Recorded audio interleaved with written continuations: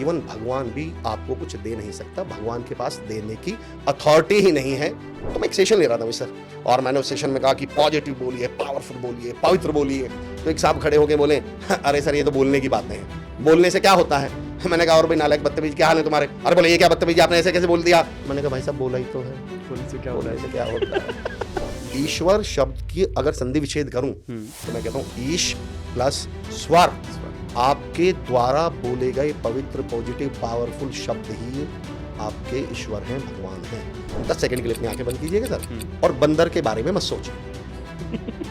तो आपने बंदर के बारे में तो नहीं सोचा होगा सर? बिल्कुल सोचा, लेकिन मैंने तो कहा था बंदर के बारे में सोचिए। मेरे मुंह के सबसे ज्यादा करीब मेरे खुद के कान हैं। मेरी बात को आप तक पहुंचने के लिए 6 फीट चलना पड़ेगा, मेरी बात को मुझ तक पहुंचने के लिए 6 इंच चलना पड़ेगा। आदि ना बोल सके तो अंत बोलेंगे, शब्द चुप रहे तो हलंत बोलेंगे। अजीब लोग हैं, चुप रहते हैं वक्त पर, और जहाँ ना बोलना हो वहाँ तुरंत बोलेंगे। धीरे धीरे रे मना, धीरे धीरे सब होए, और माली सींचे लाख पेड़ ऋतुआए फल होए। उसका जब सीजन आएगा फल तो तभी लगेगा ना, कि जब नरेंद्र नाम के एक लड़के को जिंदगी में क्लैरिटी मिली, तो वो स्वामी विवेकानंद बन गया।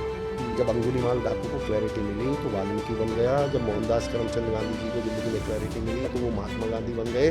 जब सचिन तेंदुलकर को क्लैरिटी मिली तो वो गॉड ऑफ क्रिकेट बन गया। सारा खेल क्लैरिटी का है। अगर सिर्फ इस चीज को हमारी ऑडियंस समझ गई, मैं चुनौती वर्ड यूज कर रहा हूँ सर, आज के बाद उनके लॉ ऑफ अट्रैक्शन के रिजल्ट में 10 गुना की बात कर रहा हूँ, और मैं चैलेंज के साथ कह रहा हूँ इस बात। अगर आपको ऑप्शन मिले तो आप क्या चुनेंगे? पैसा और परिवार, मनी और फैमिली। अब इस सवाल ने क्या कर दिया कि सामने वाले के सबकॉन्शियस माइंड में एक मैसेज दे दिया कि जहाँ परिवार होगा वहाँ पैसा नहीं होगा। अगर मुझे पैसा चाहिए तो परिवार को छोड़ना पड़ेगा जबरदस्ती का। मेरे मित्र हैं मिश्रा जी, एक दिन मुझसे बोले कि यार अमर भाई, दिन पापा जी के पास सुन रहे थे ना, तो आज ये दिन नहीं देखना पड़ता। मैंने कहा क्या बोल रहे थे पापा जी? बोले सुनी कहो। ये इतना महत्वपूर्ण पॉइंट है कि मैं इसको दोबारा रिपीट कर रहा हूँ। Changes come inside, not from inside. बदलाव अंदर आते हैं, अंदर से नहीं आते। और मैं सिद्ध करता हूँ सर, ये किसने बता दिया आपको कि वो करिए जो आपका मन कहे? मैं कहता हूँ वो करिए जो जरूरी है, आपका मन कहे या ना करें। शाहरुख खान की फिल्म नहीं चल रही है। नवाज देवबंदी साहब का एक शेर है कि सफर में मुश्किलें आए तो हिम्मत और बढ़ती है, कोई अगर रास्ता रोके तो जरूरत और बढ़ती है। अगर बिकने पे आ जाओ तो घट जाते हैं दाम अक्सर, ना बिकने का इरादा हो तो कीमत और बढ़ती है। हेलो दोस्तों, लॉ ऑफ अट्रैक्शन के एक और जोरदार पॉडकास्ट में आपका बहुत बहुत स्वागत है। आज हमारे साथ जो गेस्ट हैं वो बहुत ही खास हैं। वो एक मोटिवेशनल स्पीकर हैं, कॉर्पोरेट ट्रेनर हैं, ऑथर हैं, लेकिन इससे भी ज़्यादा वो इतने ज़्यादा एक्सपीरियंस के बावजूद, इतने सारे एक्सपोजर के बावजूद बहुत ही ज़्यादा सिंपल, बहुत ही ज़्यादा हम्बल है। अमर चौधरी जी, आपका बहुत बहुत स्वागत है। सर बहुत बहुत आभार, बहुत बहुत शुक्रिया, बहुत बहुत धन्यवाद। सर, ये इतनी सिंप्लिसिटी आप कैसे लाए हैं? मतलब आप इतना काम कर रहे हैं, कॉर्पोरेट ट्रेनिंग्स, ऑथर, इतना कुछ कर रहे हैं, तो इतना आप हम्बल कैसे आप मेंटेन किया हुआ आपने? सर मैंने सबसे ज्यादा शब्दों पे काम किया है। ओके। अब आप जरा हम्बल शब्द पर ही गौर कीजिए। ये कहता है हम में बल। अगर आप चाहते हैं कि आपके अंदर बल बना रहे तो कृपया करके आप हम्बल बने रहें। तो इसलिए मैं हम्बल रहता हूँ सर। क्या और बात। वैसे भी किसी ने कबीरदास जी से एक सवाल पूछा था सर, वो जमीन पे बैठे हुए थे, तो किसी ने उनसे पूछा कि जी आप नीचे क्यों बैठते हैं, जमीन पे क्यों बैठते हैं? बोले इससे नीचे गिरने का डर नहीं रहता। तो जब आप ऑलरेडी जमीन पे हैं, जब आप हम्बल हैं, विनम्र हैं, हालांकि इतना अच्छा सवाल है सर, इसको मैं थोड़ा सा और बढ़ाता हूँ आगे। हाँ। कभी आपने देखा होगा कि पहाड़ पर चढ़े होंगे आप, तो पहाड़ पे चढ़ते समय हमारा जो बॉडी पोस्चर है वो कैसा होता है? हम थोड़े झुके हुए होते हैं। हाँ। और जब उतरते हैं तो थोड़ा सा अकड़ के। हाँ। तो मैं हमेशा कहता हूँ जब आप अकड़ के यूं करके चलने लगे तो समझ जाइएगा आप उतर रहे हैं। और जब आपको ऊपर जाना हो तो विनम्र तो होना पड़ेगा। क्या बात है sir. One of my favourite line आपने मुझे याद दिला दी। कई बार हम ना दूसरों को हम बदतमीजी से बात करते हैं, एटीट्यूड में बात करते हैं, और हम लगता है कि हमने सामने वाले की औकात बता दी, सामने वाले को नीचा दिखा दिया। मेरा ये मानना है सर कि तू जो ये बदजुबान बोलता है, तू नहीं, तेरा खानदान बोलता है। जब आप सामने वाले से बदतमीजी से बोल रहे होते हैं तो आप उसका परिचय नहीं दे रहे, उसके खानदान का परिचय नहीं दे रहे, आप अपने खानदान का परिचय दे रहे हैं। और मुझे अपने खानदान से बहुत प्यार है, तो इसलिए मैं लोगों से विनम्रता से मिलता हूँ, क्योंकि लोगों की खूबी होती है सर कि मैं लोगों से मुलाकातों का लम्हा याद रखता हूँ। मैं बातें भूल जाता हूँ पर लहजा याद रखता हूँ। लोग हमारा लहजा कभी नहीं भूलते। क्या बात सर, बहुत मतलब मेरे को लगता है कि आई थिंक इससे सुंदर शुरुआत मैंने किसी भी पॉडकास्ट की आज तक नहीं की है जैसे आपके साथ हुई है। बहुत बहुत आभार सर, बहुत बहुत शुक्रिया। तो मैं सबसे पहले ना एक सवाल से मैं शुरुआत करता हूँ। जब मैंने आपसे पूछा बाहर जब हम बैठे हुए थे कि आप बहुत सारी मोटिवेशन भी आप देते हैं, बहुत सारे कॉर्पोरेट ट्रेनिंग्स भी करते हैं, तो आपने मेरे को वहाँ पर करेक्ट किया कि मैं मोटिवेशनल स्पीकर नहीं हूँ, जी जी, मैं मोटिव एक्शनल स्पीकर हूँ। जी इसका मतलब क्या है? अमित सर, जब मैंने अपना करियर शुरू किया कि मुझे मोटिवेशन के फील्ड में जाना है, तो मैंने तमाम लोगों से पूछा कि भाई एज अ मोटिवेशनल स्पीकर हम लोग करते क्या हैं। तो उन्होंने कहा जी हम लोगों को जागरूक करते हैं। ठीक है। तो मैंने कहा मुझे तो इस शब्द पर ही ऐतराज है। बोले मतलब? मैंने कहा आप जागरूक शब्द पे गौर कीजिए, ये कहता है जाग और रुक। तो मैं कहता हूं जब इसको रुकवाना ही था तो इससे अच्छा तो इसे सो लेने देते, इसकी नींद ही पूरी हो जाती। तो उस दिन मैंने सोचा नहीं, मैं लोगों को जागरूक नहीं करूंगा, मैं लोगों को जाग चल करूंगा कि जब आप जाग गए तो अब आप एक्शन लीजिए। तो दैट्स वाई ये टर्म निकल कर आई मोटिव एक्शनल। और जब आप मोटिव एक्शनल लिखते हैं सर, तो एक्शन शब्द की जब स्पेलिंग शुरू होती है तो it becomes AC and that means Amar Chaudhary. तो मुझे लगा कि शायद ईश्वर की भी ऐसी इच्छा होगी मैं मोटिव एक्शनल स्पीकर बनूं, and that's why motivational speaker के क्या तौर पे बात मुझे है जाना सर, जाता है। बहुत बढ़िया सर। तो शुरुआत करते हैं, बहुत सारी चीज़ें मेरे सवाल आ गए माइंड में अभी जी, वो मैं आपसे पूछूंगा एक एक करके, क्योंकि मैं ये चाहता हूँ क्योंकि आप वर्ड्स पे बहुत ज़्यादा बात करते जी हैं, शब्द है ना। बिल्कुल। और मैं जैसे लॉ ऑफ अट्रैक्शन पे बहुत वक्त से बात कर रहा हूँ, तो जी, मेरे जी। को लगता है कि जो हमारे वर्ड्स हैं, शब्द हैं, हम किसी को क्या बोल रहे हैं या हम खुद से कैसी बात कर रहे हैं, ये हमारी लाइफ पर बहुत बहुत बड़ा इम्पैक्ट डालता है, बिल्कुल, है ना। लेकिन इसकी शुरुआत इससे भी पहले इससे भी पहले एक छोटे क्वेश्चन में जाते हैं। जब हम लॉ ऑफ अट्रैक्शन की बात करते हैं जी, जी। या मैनिफेस्टेशन की बात करते हैं, जी जी। तो आपका version of law of attraction क्या है? आहा, आपने शुरुआत बड़े अच्छे सवाल से किया मिस साहब, और मैं जानता हूँ ये आपका फेवरेट सवाल है, बिल्कुल है। मैंने आपके तमाम पॉडकास्ट देखे हैं। लॉ ऑफ अट्रैक्शन पे मुझे नहीं लगता आपसे बेहतर कोई बात करता होगा, और आपने मुझे ये मौका दिया। मुझे खुशी इस बात की है, इस पॉडकास्ट की, आपके साथ बात करने की, कि आपके पॉडकास्ट पर आपके द्वारा और आपकी ऑडियंस, खासतौर से मैं उसे अपनी ऑडियंस, हमारी ऑडियंस कहूँगा, हाँ जी। कि यहाँ नए विचारों को सुना जाता है। हम्म, और मेरा ये मानना है सर कि अगर नए विचारों को नहीं सुना जाता तो इंसान आज भी बंदर होता। सही बात। किसी बंदर ने तो कहा होगा कि हम 2 पैर पे चलेंगे, तो किसी ने तो उसको एक्सेप्ट किया होगा। तो मैं बहुत बहुत आभार करता हूं कि आपने इसकी शुरुआत इस सवाल से की है। अब मेरा वर्जन सुनिए, लॉ ऑफ अट्रैक्शन। मेरा ये मानना है कि सर मैं और उसको अपने पॉडकास्ट में 2-3 बार हो सकता है मैं रिपीट भी करूं। मेरा मानना है कि अगर पहला बटन ही गलत लग गया तो आप कितने भी टैलेंटेड हों, बाकी के तमाम बटन गलत ही लगेंगे। इसमें अब आपका टैलेंट कुछ नहीं करने वाला। मतलब आपका अंदर शर्ट का बटन? शर्ट के बटन की बात कर रहा हूँ ओह। कि अगर हम पहला हाँ, बटन ही मैं पहला सही है। बटन ही ऊपर नीचे लगा दूं तो उसके बाद मेरा टैलेंट कुछ नहीं करेगा, अब तो बटन गलत ही लगने हैं। लॉ ऑफ अट्रैक्शन में मुझे ऐसा लगता है कि पहला बटन ही गलत लगा हुआ है। हम कहते हैं लॉ ऑफ अट्रैक्शन। अब मैं यहाँ थोड़ा सा, क्योंकि मैंने शब्दों पे बहुत काम किया है, तो मैं यहाँ हिंदी में थोड़ी फ्रीडम लेते हुए लॉ को मैं लो बोलूंगा। लो कौन सा? लेने वाला। अच्छा, लॉ ऑफ अट्रैक्शन में हम क्या करते हैं? भगवान से मांगते हैं, यूनिवर्स से मांगते हैं, ईश्वर से हम मांगते हैं। करेक्ट है। और मैं कहता हूं सर पहला ही बटन गलत है। वो इसलिए कि मनुष्य तो छोड़िए, यूनिवर्स तो छोड़िए, प्रकृति तो छोड़िए, इवन भगवान भी आपको कुछ दे नहीं सकता। भगवान के पास देने की अथॉरिटी ही नहीं है। भगवान सिर्फ लौटा सकता है। ये अथॉरिटी भगवान के पास भी नहीं है कि भगवान अपने आप कुछ दे दे। आप गौर करिए, सबरी मैया को राम जी मिले, उन्होंने उनका जीवन तार दिया, पर कब तारा? जब सबरी मैया ने बरसों राम जी का इंतजार किया। उनकी शर्त बस ये है, उनका कहना बस ये है कि भाई मैं लौटा पाऊंगा, मैं दे कुछ नहीं पाऊंगा। अब लॉ ऑफ अट्रैक्शन की समस्या क्या है कि हम भगवान से पहले मांग रहे हैं, पर भगवान फिर आपका लेजर देखता है, कहता है कि यार मैं लौटाऊं किस बेस पर आपको। आपने वो गाना सुना है सर कि गरीबों की सुनो वो तुम्हारी सुनेगा? अगली लाइन क्या है? वो तुम्हारी सुनेगा। अगली लाइन क्या है? वो गरीबों की सुनो वो तुम्हारी सुनेगा, और अगली लाइन क्या है? तुम 1 पैसा दोगे, वैसे कुछ है ना, वो 10 लाख देगा। वो 10 लाख देगा। हाँ। क्यों सर? वो तो भगवान है। इसमें ये क्यों नहीं लिखा गया तुम 0 पैसा दोगे तो वो 10 लाख दे देगा? वो 1 के बदले चाहे करोड़ों दे दे, चाहे वो अरबों दे दे, पर वो कहता है भाई 1 तो मुझे चाहिए, 0 के बदले मैं कुछ नहीं दे पाऊंगा। तो अब मैं जितने भी लोग लॉ ऑफ अट्रैक्शन की प्रैक्टिस करते हैं, मैं उनसे एक सवाल पूछता हूं कि जब वो कहते हैं भगवान मुझे कार दे दो, और भगवान फिर आपका अपना लेजर खोल के देखता है हिसाब किताब। कि क्या इस कार को मैं इसे दूं किस चीज के बदले।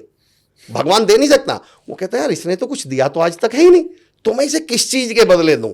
तो मैं इसलिए लोगों से कहता हूं कि अगर आप चाहते हैं कि आपका लॉ ऑफ अट्रैक्शन काम करे, मैं इसको, बल्कि मैंने कहा था ना सर, ये लॉ ऑफ अट्रैक्शन ही, ये दो ऑफ अट्रैक्शन होना चाहिए। दो ऑफ अट्रैक्शन पहले दो। दीजिए, और अट्रैक्शन भी नहीं अमित सर, दो ऑफ एट रिएक्शन। रिएक्शन का पहला नियम है कि आपकी तरफ से कोई एक्शन होना चाहिए, तब भगवान आपको पलट के कुछ दे पाएगा। अब सवाल उठता है सर हम तो खुद मांग रहे हैं, हम क्या दे सकते हैं।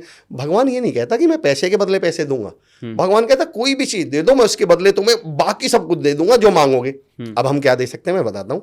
आप किसी को स्माइल दे दीजिए, हाँ। आप किसी को कॉन्फिडेंस दे दीजिए, आप किसी को हैप्पीनेस दे दीजिए, आप किसी को हौसला दे दीजिए, आप किसी को मदद दे दीजिए। फिर जब आप कहेंगे मुझे कार चाहिए, भगवान आपका लेजर खोलेगा और देखेगा अच्छा इसने दो लोगों को कॉन्फिडेंस दिया था, चलो भाई इसको इस कॉन्फिडेंस के बदले में मैं कार दे देता हूं। भगवान ये नहीं कहता कार के बदले में कार दूंगा, आप कुछ भी दे दो। तो मैं हमेशा कहता हूं कि जब तक आप देंगे नहीं तब तक भगवान आपको लौटा नहीं पाएगा। मेरा तो इवन ये मानना है सर कि मनुष्य के तौर पर हमारी पहचान वो नहीं है जो हमने दुनिया से लिया, हमारी पहचान वो है जो हमने दुनिया को दिया। मैं सिद्ध करके बताता हूँ सर। सब्जी वाला किसको बोलते हैं सर? जो सब्जी लेता है या सब्जी देता है? जो देता है। अखबार वाला किसको बोलते हैं? जो अखबार देता है। दूध वाला किसको बोलते हैं? जो देता है। हमारा परिचय वो नहीं है जो हमने लिया, हमारा परिचय वो है जो हमने दुनिया को दिया। नदीम शाह साहब का एक शेर है कि ये जो दुनिया से तुझको इतना गिला है, ये बता तूने दुनिया को क्या दिया है। ये तो बताइए आपने दिया क्या है। आप दुनिया के जितने भी प्रोफेशन है ना सर, वो देने वाले के नाम से जाने जाते हैं। उदाहरण देता हूँ, डॉक्टर किसको बोलते हैं? जो दवाई देता है। और जो दवाई लेता है उसको मरीज, पेशेंट है सर। इंजीनियर आप किसको बोलेंगे? जो बिल्डिंग देगा। लॉयर आप किसको बोलेंगे? जो कंसल्टेंसी देगा। टीचर किसको बोलते हैं? जो पढ़ाई देता है। दुनिया में एक भी प्रोफेशन ऐसा नहीं है जो लेने वाले के नाम से जाना जाता है, और एक प्रोफेशन ऐसा है सर जो लेने वाले के नाम से जाना जाता है, पर मैं गारंटी देता हूं कोई इस प्रोफेशन में जाएगा नहीं। कबाड़ी किसको बोलते हैं सर? जो कबाड़ लेता है। दुनिया में एकमात्र प्रोफेशन वो है जो लेने वाले के नाम से जाना जाता है, और वो कबाड़ी है। तो मैं हमेशा कहता हूं जब तक आप लेने वाले बने रहेंगे, देखिएगा जो दे रहा है सलाह वो लॉयर, और जो ले रहा है वो पीड़ित। जो दवाई दे रहा है वो डॉक्टर, और जो ले रहा है वो मरीज यानी पेशेंट। अगर आप सिर्फ लेने वाले बने रहे तो आप या तो मरीज बन पाएंगे या फिर आप पीड़ित बन पाएंगे, बड़ा नहीं बन पाएंगे। फिर बड़ा कैसे बने? टीचर पहले पढ़ाई दे देता है, उसके बदले फीस लेता है, तो वो बड़ा बन जाता है। लॉयर पहले कंसल्टेंसी दे देता है, उसके बदले पैसे लेता है, तो वो बड़ा बन जाता है। अगर आप सच में लॉ ऑफ अट्रैक्शन से बड़ा आदमी बनना चाहते हैं तो पहले देना शुरू कर दीजिए, क्योंकि हमारी पहचान उससे है जो हमने दुनिया को दिया है। एक नारा है कि तुम मुझे खून दो मैं तुम्हें आजादी दूंगा। सर किसने दिया था ये नारा? सुभाष चंद्र बोस ने। बिल्कुल सही सर। सर ये लिया किसने था? नाम बताना उसका। मतलब बहुत सारे लोगों ने लिया होगा, आई एम श्योर। उनका नाम जानते हैं आप? एक कभी लेने वाले को ये दुनिया जानती नहीं। आपने सुना होगा ना, देवा ओ देवा गणपति देवा। हाँ। कभी सुना है लेवा ओ लेवा गणपति लेवा? नहीं। देने वाला देवता होता है, देने वाला बड़ा बनता है। और सर आपके पॉडकास्ट पर एक ऐसी बात मैं बोल रहा हूं, दुनिया में 90% लोगों को एक सवाल का जवाब चाहिए, जिसके लिए वो बड़ी बड़ी किताबें पढ़ रहे हैं, बड़े बड़े ग्रंथ पढ़ रहे हैं, तपस्याएं कर रहे हैं, और दुनिया में बस एक ही सवाल पूछते फिर रहे हैं, मैं कौन हूं? आखिर मैं हूं कौन? मैं कहता हूं किताबें रिसाले ना अखबार पढ़ना, मगर इस दिल को हर रोज एक बार पढ़ना। मैं आपने शुरू में मेरे इंट्रोडक्शन में कहा था मैं चीज़ों को बहुत सिंपल करके समझाता हूँ, बहुत सिंपल। मतलब दुनिया को, मेरा अपना ये मानना है सर कि मैं साइंस को भी आर्ट के अंदाज में समझाता हूँ। क्योंकि अगर आप लोगों के दिल तक पहुंचना चाहते हैं, भाई पॉडकास्ट या बातचीत के माध्यम से हम क्या चाहते हैं कि हम लोगों के दिल तक पहुंचे। बिल्कुल सही। और दिल तक में दिल की स्पेलिंग पे कभी गौर करना सर, उसमें आता है HEART, आर्ट। अगर आप चीजों को, साइंस को भी आर्ट के माध्यम से समझाएं, यानी सिंपल भाषा में, तो हम उनके दिल तक पहुंच पाएंगे। अब मैं उस सवाल का जवाब देता हूं, मैं उसको रिपीट करता हूं कि तमाम लोग इस एक सवाल के जवाब में हैं कि मैं कौन हूं। ग्रंथ पढ़ रहे हैं, तपस्याएं कर रहे हैं, मैं कह रहा हूं कुछ मत करिए। मैंने शब्दों पे बहुत काम किया। इंग्लिश में एक वर्ड है सर, कॉन्ट्रीब्यूशन, और कॉन्ट्रीब्यूशन के शुरू में आता है कौन। जो आपका इस दुनिया में कॉन्ट्रीब्यूशन है, आप वही हैं। वाह वाह वाह। अब अपने आप से बस इतना पूछ लीजिए कि मैंने इस दुनिया को दिया क्या। किसी को हौसला दिया तो आप मोटिवेशनल स्पीकर हैं, किसी को कॉन्फिडेंस दिया तो आप दोस्त हैं, किसी को सहारा दिया तो आप परिवार वाले हैं, किसी को डर दिया तो आप, मैं तो कहता हूँ डरता किससे आदमी, कुत्ते बिल्ली किससे डरता है, चोर से, चमगादड़ से, फिर हम ये हैं। तो सवाल ये है आपने दिया क्या है। तो अगर आप, और मैं गारंटी वर्ड यूज कर रहा हूं सर, मैं बैट कर सकता हूं कि अगर हम लॉ ऑफ अट्रैक्शन से पहले देना शुरू कर दें और साथ में लॉ ऑफ अट्रैक्शन की प्रैक्टिस करें तो 21 से 40 दिन जो हम बताते हैं, फिर आप देखिएगा 10 गुना रिजल्ट उसका कैसे मिलता है। पर उसके लिए पहले देना शुरू करना पड़ेगा। वाह। नहीं, मैंने कई बार ना अलग अलग जगह पर कोटेशन की, जो मैंने सुनी बार बार, what you give you get. Definitely. तो आप जो देते हो वो आपको अबंडेंस में वापस आता है। तो मुझे आज आई थिंक मुझे लगता है इस लाइन का जो डेफिनेशन है ना, वो आपसे बेहतर आज तक किसी ने समझाया नहीं होगा।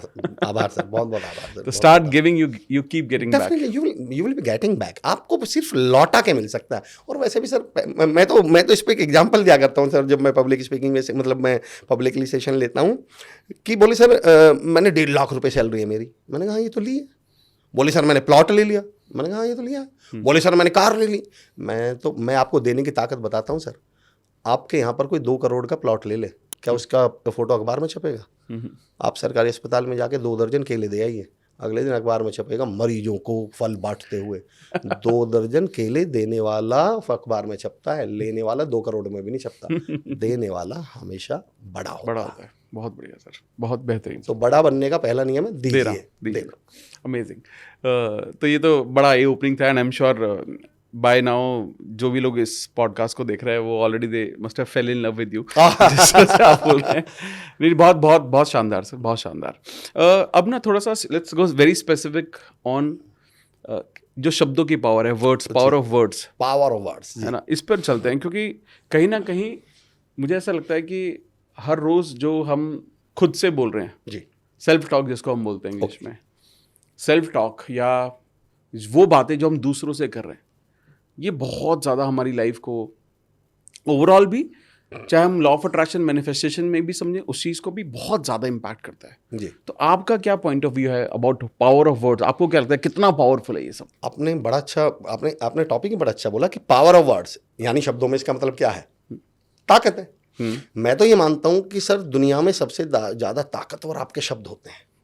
अच्छा, दुनिया को इंग्लिश में क्या बोलते हैं सर? वर्ल्ड। और इसमें से एल निकाल दूं तो क्या बनता है? वर्ड। एक्चुअली आपके शब्द ही आपकी दुनिया का निर्माण करते हैं। और वो एल का मतलब है लर्न कर लीजिए। बस उन शब्दों को क्या कर लीजिए आप? लर्न कर लीजिए, सीख लीजिए। इसलिए मैं हमेशा बोलता हूं कि पॉजिटिव बोलिए, पावरफुल बोलिए, पवित्र बोलिए। तो मैं एक सेशन ले रहा था मिस्टर, और मैंने उस सेशन में कहा कि पॉजिटिव बोलिए, पावरफुल बोलिए, पवित्र बोलिए। तो एक साहब खड़े होके बोले, अरे सर ये तो बोलने की बातें हैं, बोलने से क्या होता है? मैंने कहा और भाई नालायक बदतमीज, क्या हाल है तुम्हारे? अरे बोले ये क्या बदतमीजी, आपने ऐसे कैसे बोल दिया? मैंने कहा भाई साहब बोला ही तो है, बोलने से क्या होता है?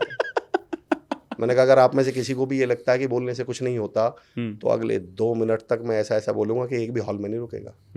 आप अजीबोगरीब समस्या देखिए।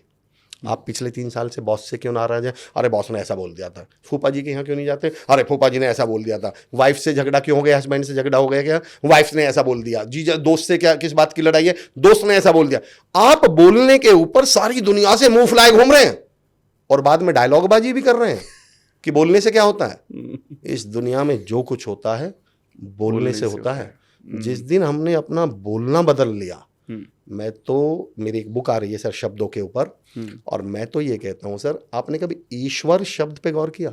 ईश्वर शब्द की अगर संधि विच्छेद करूं तो मैं कहता हूं ईश प्लस स्वर, आपके द्वारा बोले गए पवित्र, पॉजिटिव, पावरफुल शब्द ही आपके ईश्वर हैं, भगवान हैं। जिस दिन आपने शब्दों की ताकत को समझ लिया, शब्दों का सही प्रयोग करना सीख लिया, आप यकीन जानिए आपकी दुनिया बदल जाएगी। वाह सर, बहुत सही जी। तो मैं समझता हूँ वर्ड्स से ज्यादा तो पावर किसी चीज के अंदर नहीं है। दुनिया को बदलने की ताकत रखते हैं। तो ये तो फिर ऐसा क्यों है कि जो लोग मतलब ये आई थिंक काफी लोग इस बारे में समझते हैं कि जी। जो वर्ड्स का बहुत इन्फ्लुएंस होता है, लेकिन फिर भी लोग उस नेगेटिव लूप में फंस कैसे जाते हैं? नेगेटिव बोलने के लूप में? हाँ, बोलने के लूप में। एक्चुअली सर सही बताएं, मैं अगर आपसे नेगेटिव लूप की बात करूं, आपने सवाल बड़ा अच्छा पूछा है। क्या सर एक पेन है क्या हमारे पास? इस लूप की ताकत बताता हूँ अमित सर। नेगेटिव का साइन कैसा होता है सर? चिन्ह सीधा ऐसा, हाँ। और पॉजिटिव का मतलब क्रॉस, करेक्ट। अब अगर नेगेटिव बात को मेरे कान में घुसना है तो क्या इसको कुछ एफर्ट लगाने पड़ रहे हैं? नहीं, बहुत आसान है। सीधी घुस गई। हाँ। अब जरा पॉजिटिव को घुसा के देखिए, नहीं घुसेगी। अब घुसे कैसे? हाँ। तो एक्चुअली नेगेटिव आसान बहुत है।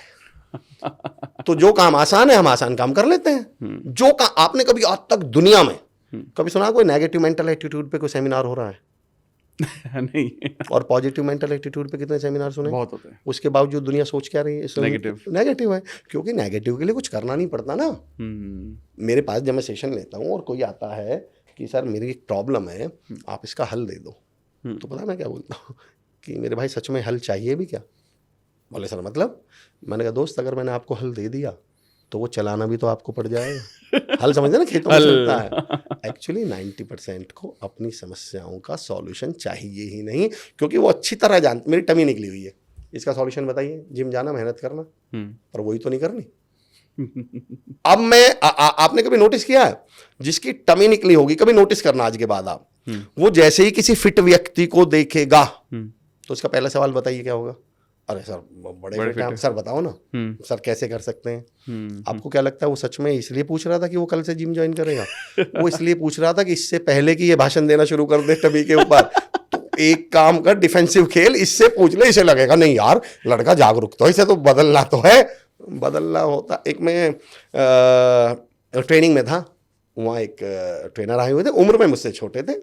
मैं बड़ा प्यार करता हूँ, लगाव करता हूँ, तो हक से मैंने उनसे, तो जब सेशन खत्म हुआ तो एक आपने डायलॉग सुना होगा लोगों का, तो मैंने उनको जाके अप्रिशिएट किया। मुझे बड़ा पसंद है अप्रिशिएशन। तो मैंने उनको जाके अप्रिशिएट किया। वो बोले नहीं नहीं सर, आप तो मुझे कमियां बताओ ताकि मैं उसको इम्प्रूव कर सकूं। मेरी एक आदत है, मैं सेशन के बाद कमियां पूछता हूं और मैं फिर उनको, ताकि मैं उनको इम्प्रूव कर सकूं। मैंने कहा कितने सालों से ट्रेनिंग दे रहे हो आप? बोले सर 10-12 साल हो गए। तो मैंने कहा हर सेशन के बाद पूछते हो? बोले हाँ सर। तो मैंने कहा 2-4 लाख कमियां लेके पैदा हुए थे कि 10 साल में दूर ही नहीं हो रही आपकी? अगर आप 10-12 साल से अपनी कमियां पूछ रहे हैं तो ऐसी इतनी कितनी कमियां लेके पैदा हुए हैं कि आपकी दूर ही नहीं हो रही, इसका मतलब पूछ रहे हैं। टाइम पास भी तो कोई चीज़ है। मैं तो 90% बोलता हूँ हमें समस्याओं के सॉल्यूशन चाहिए ही नहीं। एक मेरा इंदौर बेस रहा है। एक बार मैं इंदौर से बस से उज्जैन जा रहा था, तो एक साहब आगे बैठे हुए थे, 2 लोग आगे बैठे हुए थे, मैं पीछे बैठा हुआ था। तो एक साहब दूसरे से बोले कि आप कहाँ से हैं? वो बोले जी मैं इंदौर से। बोला यार इंदौर से तो मैं भी हूँ। इंदौर में कहाँ से? बोले सुदामा नगर से। बोले यार सुदामा नगर से तो मैं भी हूँ। सुदामा नगर में कहाँ से? और मैं बैठा हुआ सुना। बोले बी ब्लॉक से। बोले यार बी ब्लॉक से तो मैं भी हूँ, बी ब्लॉक में कहाँ से? और मैं बैठा, बोले गली नंबर 12। बोले यार गली नंबर 12 से तो मैं भी हूँ, और मैं पीछे बैठा सुन रहा हूँ। गली नंबर 12 में मकान कौन सा? बोले मकान नंबर 98। बोले यार 98 में तो मैं भी रहता हूँ। अब मेरा दिमाग खराब। मैंने कहा भाई आप दोनों एक ही मकान में रहते हैं, एक दूसरे को जानते नहीं? बोला चुप बैठा रहे, हम बाप बेटे हैं, टाइम पास कर रहे हैं। टाइम पास भी तो कोई चीज़ है ना। तो एक्चुअली आप कभी भी देखिएगा, हम उन समस्याओं के बारे में बात करते हैं जिनका हमें सॉल्यूशन नहीं है हमारे पास। आप हमारी बातें देखिएगा, क्योंकि हमारा topic he power of words पे। हमारी बातें देखिएगा, कश्मीर में आतंकवाद दिन पे दिन बढ़ रहा है, महंगाई दिन पे दिन बढ़ रही है। मैं कहता हूँ भाई साहब आपकी टमी भी बढ़ रही है। बोले सरकार को इस पर कुछ सख्त कदम उठाने चाहिए। मैंने कहा आप भी उठा लो। एक्चुअली हमें समस्याओं के सॉल्यूशन नहीं चाहिए सर, और अगर चाहिए तो सॉल्यूशन इतने आसान है सर, इतने आसान है, हम बात करेंगे उस विषय। और इनफैक्ट सबको सब पता ही है, ऑलमोस्ट जवाब तो सबको पता ही है कि अगर प्रॉब्लम है तो उसका सॉल्यूशन क्या, वो भी लोगों को पता ही है। मुझे एक सवाल बहुत पूछा जाता है सर, जो आपने जिक्र कर दिया, तो वो कहीं ना कहीं मैं इस पॉइंट पे आ रहा हूँ कि सर बदलाव कैसे हो। हम बदलाव तो चाहते हैं, पर बदलाव हो कैसे? मैं उस पॉइंट पे तो बाद में आऊँ, लेकिन बदलाव शब्द पे आता हूँ। मैं बदलाव शब्द को, अमित सर मैंने कहा मैंने शब्दों पे बहुत काम किया।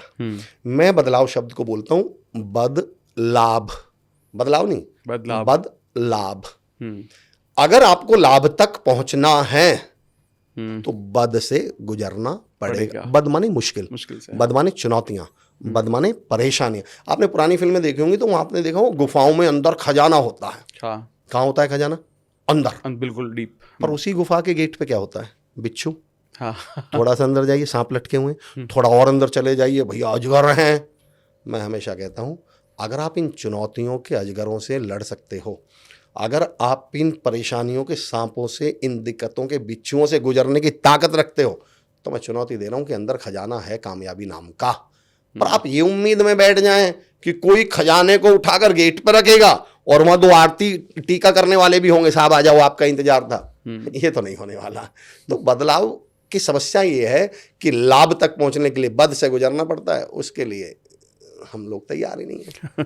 तो जब हम बात करते हैं, जैसे आपने पावर ऑफ वर्ड्स के बारे में बात की, बहुत अच्छे से एक्सप्लेन किया आपने, लेकिन ना जो ये शब्द हैं, एक तो शब्द होता है कि हम दूसरों से कैसे बात कर रहे हैं, जी, उससे आई एम श्योर आपकी लाइफ पर भी इम्पैक्ट पड़ता है और उसकी जिंदगी पर भी डेफिनेटली पड़ता है, बहुत पड़ता है ना।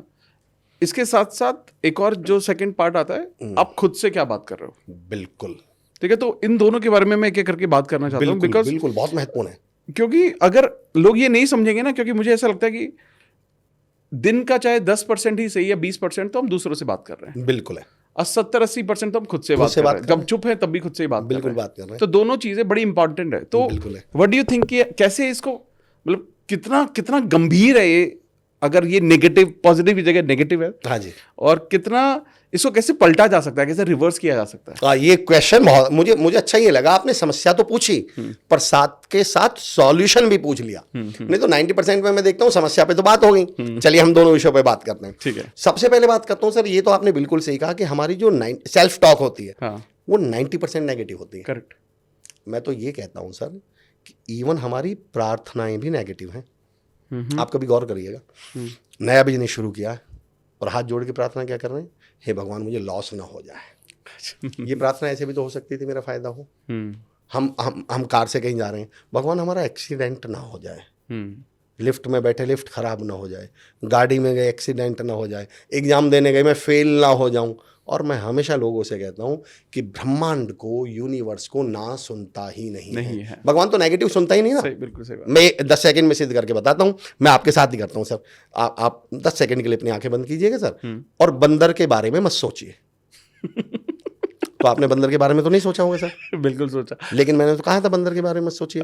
अगर मैं आपसे कहूं कि अपने घर के बारे में मत सोचिए, मैं तो मत कह रहा हूं ना, पर ना नाम की तो इस धरती पे, पृथ्वी पे कोई चीज नहीं होती। अब उन प्रार्थनाओं को रिपीट करते हैं वापस, मेरा एक्सीडेंट ना हो जाए। भगवान को क्या सुना? मेरा एक्सीडेंट हो जाए। 2 चीजें और बताऊं सर मैं आपको।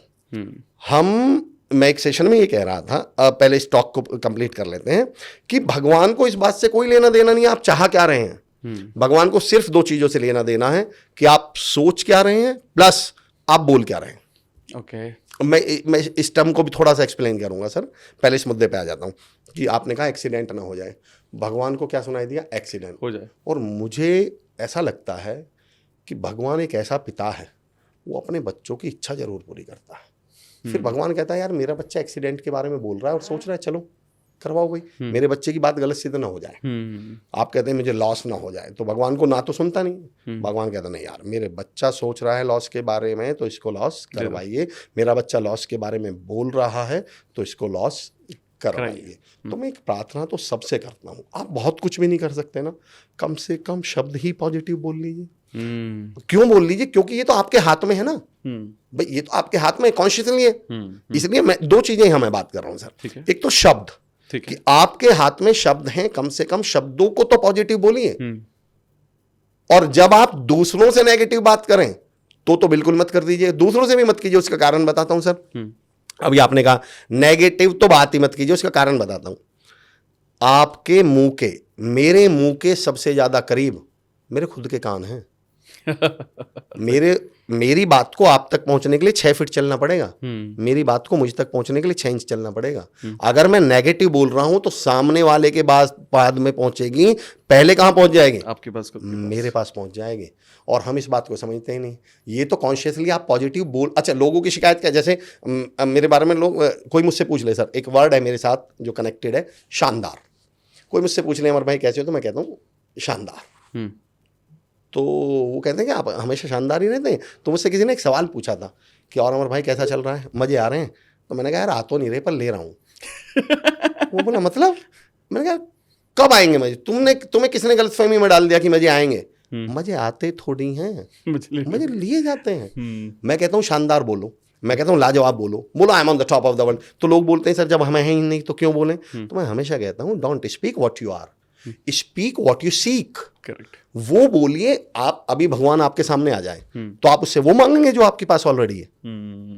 तो ये थ्योरी समझ में नहीं आई मेरे तो। और मैं ये कहता हूं आप बोलना शुरू कर दीजिए, आप होना शुरू हो जाए। बोलना शब्द को भी अगर आप गौर करें ना, स्पीकिंग की स्पेलिंग देखिएगा सर, स्पीकिंग शब्द में लगा हुआ है किंग, राजा। ये आपको राजा बना सकती है अगर आप बोलना सीख जाएं तो। अफसोस इस बात का, मैं तो लोगों से बोलता भी हूँ कि आदि ना बोल सके तो अंत बोलेंगे। ऐसा नहीं है कि हम लोग बोलते नहीं, बोलते तो हैं, पर वो वाला बोलते हैं जो हमें राजा से रंक बना देता है। आदि ना बोल सके तो अंत बोलेंगे, शब्द चुप रहे तो हलंत बोलेंगे। अजीब लोग हैं चुप रहते हैं वक्त पर, और जहाँ ना बोलना हो वहाँ तुरंत बोलेंगे। हर वो बात बोलेंगे जो हमें बोलनी ही नहीं है, नेगेटिव हमें बोलना ही नहीं था, हमें नकारात्मक शब्दों का। और सर आपके पॉडकास्ट पे एक इतनी बड़ी बात, इतना महत्वपूर्ण मैं पॉइंट कहना चाह रहा हूं कि दुनिया इधर की उधर हो जाए पर कभी भी इज एम आर के साथ नेगेटिव इमोशन बोल मत दीजिएगा। मैं इस बात को फिर एक्सप्लेन कर रहा हूं। कभी भी हिंदी में अगर बात कहूं तो हूं और है, और अगर मैं इंग्लिश में कहूं तो इज एम आर के साथ कभी भी नेगेटिव इमोशन बोल ही मत दीजिएगा। क्यों? It becomes permanent. जैसे आई एम अमर चौधरी, कब तक हूं सर? हमेशा। हमेशा के लिए हमेशा रहेंगे। आई एम अ मेल, हमेशा रहेंगे। यू आर रमेश सर, कब तक? हमेशा। तो जो आपने एजेएमआर के साथ बोल दिया वो आप हमेशा परमानेंट है। मैं अपने बेटे का पिता हूं, कब तक? हमेशा। मैं अपने पापा का बेटा हूं, कब तक? हमेशा। अब अगला सेंटेंस सुनिए, आई एम अ पेशेंट, कब तक? सारी जिंदगी। आई एम डिप्रेस्ड, कब तक? सारी जिंदगी। लोग इस बात को समझ ही नहीं पा रहे कि अगर आपने कोई बात एजेएमआर के साथ बोल दी तो यकीन जानिए वो आपके साथ परमानेंट हो जाएगी। तो फिर क्या करें? मैं बताता हूं सर क्या करें। 2 सेंटेंस बोलता हूं, बात एक है, सेंटेंस 2 है। मैं परेशानी में हूं, और एक सेंटेंस है मैं परेशान हूं। मैं कहता हूं आप सिचुएशन बोलिए ना, आप बोलिए मैं परेशानी में हूं। ओके। उसका क्या लॉजिक है?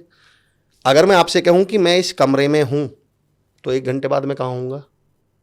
कमरे के बाहर भी हो सकते हो। बाहर भी हो सकता हूं, अभी भी चाहूं तो अभी भी बाहर हो सकता हूं। बिल्कुल हाँ। पर अगर मैं बोल दूं मैं ही कमरा हूं तो हाँ ओके। तो कमरा तो कभी कमरे से बाहर होगा नहीं। बिल्कुल नहीं होगा। तो जब आप कहते हैं मैं परेशानी में हूं तो आपने एक ऑप्शन छोड़ा है, एक आपने गैप दिया है कि भाई मैं परेशानी से निकल जाऊंगा। पर जब आपने बोल दिया मैं परेशान हूं तो आपने तो अपनी पर्सनल, यानी मैं अमर हूं, मैं डॉक्टर हूं, मैं मोटिवेशनल स्पीकर हूं, मैं समर का पापा हूं तो मैं तो परमानेंट हूं, तो मैं परेशान हूं तो मैं तो अब परमानेंट ही हो गया। आपने ऑप्शन तो छोड़ा ही नहीं है। एक जनाब मुझे मिले और मैंने पूछा क्या हाल चाल है? बोले अमर भाई बस क्या बताऊं, बहुत बुरे वक्त से गुजर रहा हूं। मैंने कहा बधाई हो। बोले यार अमर भाई मैं कह रहा हूं कि मैं बुरे वक्त से गुजर रहा हूं, आप कह रहे हैं बधाई हो। मैंने कहा मुबारक हो, आपने बोला मैं बुरे वक्त से गुजर रहा हूँ, मतलब निकल जाओगे कुछ देर बाद। रोना तो उनका है जो आलती पालती मार के बैठे हुए हैं, समस्या तो उनके जिन्होंने तंबू गाड़ दिए। और ये सिर्फ और सिर्फ शब्दों से ही तय हो जाता है। इसलिए मैं कहता हूँ कि कभी भी नेगेटिव इमोशंस एजेएमआर के साथ मत भूलिए। अच्छा एक बात, लोग कहते हैं कि सर हम शानदार बोलने से शानदार हो जाएंगे क्या? हो सकता है ना हो, पर मेरा एक सवाल है। आपको किसी ने वो टाइम बॉम्ब फिल्मों में नहीं दिखाते? हाँ, तो उसमें एक वायर होते हैं, 2 वायर होते हैं। बिल्कुल। अब आपको नहीं मालूम कौन सा वायर काटना है, फिर भी मेरा सवाल, आप काटेंगे या नहीं? काटेंगे। क्यों? मतलब मरना तो है ही वैसे ही, पर एक वायर काटने में 50% चांसेस तो बढ़ जाएंगे। तो मैं कहता हूँ जब आप शानदार कहते हैं, हो सकता है शानदार ना हो पर कम से कम बेशानदार तो नहीं हो रहे उसके बोलने से। पर जब आपने बोल दिया मैं परेशान हूं तो गारंटी हो गई अब आप परेशान तो ही जाएंगे। तो कम से कम आप, मैं तो हमेशा कहता हूं कि आप आप जिंदगी में खुश रहेंगे या नहीं, ये 2 बातों पर निर्भर करता है। आप संभावनाओं की जिंदगी जीते हैं या आशंकाओं की? ओके। आपको तय करना पड़ेगा। आप जब बोलते हैं ना मैं शानदार हूं, तो यहाँ आपने एक संभावना, आप नहीं भी हैं तो आपने एक संभावना छोड़ दी जो पूरी होने के अब चांसेस हैं। पर आप अगर आशंकाओं की जिंदगी जीने लगे तो फिर दोनों चीजें पूरी हो जाएंगी। मेरा तो ये मानना है, संभावना भी पूरी होगी, आशंका भी पूरी होगी। आशंका मतलब डाउटफुल, डाउट है ना? हाँ हाँ हाँ, बल्कि आशंका में तो आ लगा हुआ है तो वो आ जाएगी। शंका आ वो तो जाएगी। शंका तो पक्की आ जाएगी, फिर आपको कुछ करना नहीं पड़ेगा। तो मैं इसलिए कहता हूँ कि शब्दों पे तो बहुत गौर करना चाहिए। आपने दूसरा एक शब्द बोला था, अच्छा, जो हम सेल्फ टॉक करते हैं, तो अच्छा, अजीबोगरीब एक बात और देखिए sir, manifestation, law of attraction. कई बार आप लोग कहते हैं ना, एक सवाल बड़ा अच्छा आप पूछते हैं कि लॉ ऑफ अट्रैक्शन, कई बार बोले लॉ ऑफ अट्रैक्शन काम नहीं करता जी। हाँ, बहुत लोग बोलते हैं। दुनिया का सबसे बड़ा झूठ। मैं सिद्ध कर सकता हूँ ऐसा कभी हुआ ही नहीं आज तक कि लॉ ऑफ अट्रैक्शन काम ना करता हो, पर हम उसको फ्रेम करना नहीं जानते सेंटेंस को। उदाहरण बताता हूँ सर कैसे। दो ट्रक आपस में टकराए, एक व्यक्ति ट्रक से जा रहा था, उधर से एक व्यक्ति ट्रक से जा रहा था, दोनों का एक्सीडेंट हो गया। अखबार में खबर क्या आएगी, किसका एक्सीडेंट हुआ? दो ट्रक का। ट्रक का। मेरा सवाल सर, ट्रक का हुआ था या ड्राइवर का हुआ था? हाँ, मतलब हाँ, ट्रक का एक्सीडेंट कैसे हो जाए? क्या ट्रक खुद चल रहा था क्या? हाँ। क्या ट्रक सजीव है? ट्रक का एक्सीडेंट कैसे हुआ? सही सेंटेंस ये था कि दो ड्राइवर्स का एक्सीडेंट हुआ, लेकिन क्योंकि हम उस बात को फ्रेम करना नहीं जानते तो हम क्या बोल देंगे? ट्रक। आप दिल्ली गए और वहां किसी ने जेब काट ली, अब आप क्या, यार दिल्ली तो बहुत बुरी है। दिल्ली बुरी है क्या? वो व्यक्ति बुरा था। एक्चुअली हम व्यक्तियों को क्या बोल देते हैं? ट्रक। हम व्यक्ति को क्या बोल देते हैं? दिल्ली। मैं कहता हूं लॉ ऑफ अट्रैक्शन तो हमेशा काम करता है, वो व्यक्ति काम नहीं कर रहा जिसका लॉ ऑफ अट्रैक्शन काम नहीं कर रहा। ऐसा संभव ही नहीं है कि लॉ। मैं कहता हूँ, उसका रीजन बताता हूँ ना सर। मेरे पास एक लड़का आया जब मैं पढ़ाया करता था, बोले सर मेरे साथ बहुत बुरा हुआ, मेरे दोस्त ने मुझे धोखा दे दिया, मुझे इस जरूरत थी, उसने मुझे धोखा दे दिया। मैंने कहा सेंटेंस को फिर से रिपीट करो। बोले सर मेरे दोस्त ने मुझे धोखा दे दिया। मैंने कहा अच्छा दोस्त की परिभाषा क्या है? बोले सर जो बुरे वक्त में काम आए, जो हमारी जरूरत के समय काम आए, उसे दोस्त बोलते। मैंने कहा फिर से बोलो। बोले सर जो बुरे वक्त में काम आए उसे दोस्त बोलते हैं। मैंने कहा फिर से बोलो। मैंने बोला सर जो बुरे वक्त में काम आए, और मैं कहीं रुको, और तुम कह रहे हो उस व्यक्ति बुरे वक्त में तुम्हारे काम नहीं आया, तो दोस्त कहाँ था? सेंटेंस को ऐसे बोलो कि एक व्यक्ति ने मुझे धोखा दे दिया जिसे मैं दोस्त समझ रहा था। आपको एक एक्टिविटी ने काम नहीं किया जिसे आप लॉ ऑफ अट्रैक्शन समझ रहे थे, वो लॉ ऑफ अट्रैक्शन नहीं थी, क्योंकि लॉ ऑफ अट्रैक्शन होने का नियम ही पहला क्या है? जो अट्रैक्ट कर जाए वो लॉ ऑफ अट्रैक्शन है। जिसने किया ही नहीं वो लॉ ऑफ अट्रैक्शन है ही नहीं। और किया क्यों नहीं? क्योंकि गाड़ी आप चला रहे थे। लॉ ऑफ अट्रैक्शन तो कार है। ये मत कहिए कि कार ने एक्सीडेंट कर दिया, ये बोलिए कि एक्सीडेंट तो आपने किया है। तो एक्चुअली हमें लगता है कि लॉ ऑफ अट्रैक्शन ने काम नहीं किया, पर ऐसा संभव ही नहीं है कि लॉ ऑफ अट्रैक्शन काम ना करे। इसका मतलब उस व्यक्ति ने काम नहीं किया जिसके लॉ ऑफ अट्रैक्शन ने काम ना किया हो। अब जिस तरह से आपने ये सारा सब चीज़ें बताई, जो वर्ड्स, मैं बहुत हैरान हूँ इस बात को समझ के कि कोई वर्ड्स को, कोई शब्दों को इतना डिटेल में कैसे स्टडी कर सकता है। और मैं आपको बता सकता हूँ, मैं फैन हूँ आपका आज से। You got a new fan. मुझे ऐसा लगता है सर, मेरे लिए तो पॉडकास्ट आई वुड से कि मतलब हो गया मेरे तो कामयाब। नहीं सच में सर, किसी भी इंसान से मैंने शब्दों के ऊपर इतना डिटेल में बात शायद की भी नहीं, और मैंने शायद सुनी नहीं जितना प्यारा आपने इसको बोला है। And I am sure about it कि मेरे जैसे, क्योंकि जो भी सुन रहा है वो मेरे जैसे ही लोग हैं जी, है ना, और वो मेरी भी साइकोलॉजी समझते हैं, हमारी जो ऑडियंस है वो समझती है कि मैं क्या बात करता हूँ, कैसे बात करता हूँ। और अगर मेरे को इतना सीखने को मिल रहा है, समझने को मिल रहा है, तो मैं बता सकता हूँ कि बहुत सारे लोगों की ज़िंदगी ऑलरेडी बदल चुकी है अब तक के पॉडकास्ट में जितना सुना है इन्होंने। हमें सर मैं बहुत आभार करता हूँ, उसका कारण भी बताता हूँ। ये सारी बातें सर मैं कह भी इसलिए पाया कि मैंने आपकी जो स्टाइल है, आप ना नए आइडियाज को, जैसे आप लॉ ऑफ अट्रैक्शन के, मैं समझता हूँ, मैं आपसे बेहतर नहीं मानता, लेकिन जब एक माइंड सेट हो जाता है तो उससे बाहर नहीं सुनते लोग। पर मैंने आपको हमेशा देखा है कि आप नए आइडियाज को वेलकम करते हैं, नए विचार। और जो हमारी ऑडियंस है, मैं देखता हूँ उनको सर, मैं क्योंकि मैं आपके पॉडकास्ट तो काफ़ी समय से देखता ही हूँ। हम तो मतलब आप तो कह रहे हैं कि आप आज से फ़ैन हैं, हम तो बहुत समय से आपके फ़ैन हैं। तो मुद्दा ये है कि सर, तो मैं ये समझता हूँ कि ये ऑडियंस वो नहीं है जो एक माइंड सेट को लेकर बैठ गई, अब कोई नया बोलेगा तो उसको कह रहे नहीं ये क्या बोल रहे हैं आप, नहीं, वो कहते हैं यार ये क्या बोल रहे हैं यार, ये तो नई चीज बता दी हमें। भाई अब लॉ ऑफ, हम जो कह रहे थे कि लॉ ऑफ अट्रैक्शन है, अब उसको आप लॉ ऑफ अट्रैक्शन के साथ साथ लॉ ऑफ अट्रैक्शन भी कर लीजिए, तो उन्हें लगेगा हाँ यार ये तो पहला ही बटन गलत लगाया हुआ था हमने। तो हम उस पहले बटन पे ही काम करेंगे सर आज। अमेजिंग सर, बहुत बहुत सुंदर। अब ना मैं एक चीज समझता हूँ, जैसे ना क्या होता है, अभी बहुत सारी हमने बात की अबाउट सेल्फ टॉक, हम खुद से क्या बातचीत कर रहे हैं। अब मैं चाहता हूँ, जैसे क्या होता है कि घरों में हम फैमिली में होते हैं, साथ में रहते हैं, या सराउंडिंग्स हमारी होती है, तो हम ना बहुत बार किसी को भी कुछ भी बोल देते हैं। जी जी जी।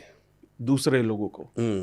एक तो मेरे को आपका एग्जाम्पल समझ में आया कि आप जब दूसरों को भी कुछ बोल रहे हो तो वो 6 फीट की दूरी पर है, और उसका पहला इम्पैक्ट तो आप पर ही आएगा। आप पर ही आएगा। बिल्कुल बिल्कुल। ठीक है, लेकिन मुझे ये लगता है कि इससे ना आप कहीं ना कहीं दूसरे लोगों की भी जिंदगी पर इम्पैक्ट डाल रहे हो बहुत ज़्यादा। स्पेशली चाहे घर में बच्चे हों, चाहे आपके फैमिली मेंबर्स हो, बहुत ज़्यादा डाल रहे हैं। तो लोग इस पॉइंट को ना बहुत ज़्यादा कैजुअली लेते हैं। लोग जानते हैं लेकिन वो थोड़ा कैजुअली ही समझते हैं कि यार ठीक है ना यार, मजाक में तो बोला है, लेकिन वो ही नहीं समझ रहे कि आप हर चीज़, चाहे वो आप कंप्लेन कर रहे हो, चाहे वो बोल रहे हो, चाहे वो पॉजिटिव स्टेटमेंट है, चाहे वो नेगेटिव स्टेटमेंट है, वो सिर्फ वर्ड्स नहीं है, वो अफर्मेशंस है, वो आप अफर्म कर रहे हो, अफर्म कर रहे हैं, है ना। तो ये इसके लिए आप बताइए कि लोग इसको कैसे बदलें, या पहले में इसका गंभीर इशू है। मैं ये मानता हूँ सर, ये दुनिया का, मुझे तो ऐसा लगता है जो शब्दों के साथ इशू है वो बहुत गंभीर है। उससे गंभीर मैं किसी को कुछ मानता ही नहीं हूँ। और गंभीर खुद कहता है उसमें गम है। तो अगर आप किसी चीज में गंभीर हो, आप समझिए परेशान तो रहना ही है, फिर आपको उस इशू को हमें समझना तो पड़ेगा ही। आपने यहाँ 2 बहुत अच्छी बात की, लेकिन आपने यहाँ बच्चों का भी जिक्र कर दिया सर, तो मैं उस पॉइंट को भी बोलूंगा और उसी के माध्यम से मैं इसका प्रभाव आपको बताता हूँ। अच्छा सर, आपने एक डायलॉग सुना होगा कि कामयाब होना बच्चों का खेल नहीं है। सबने सुना है? बिल्कुल।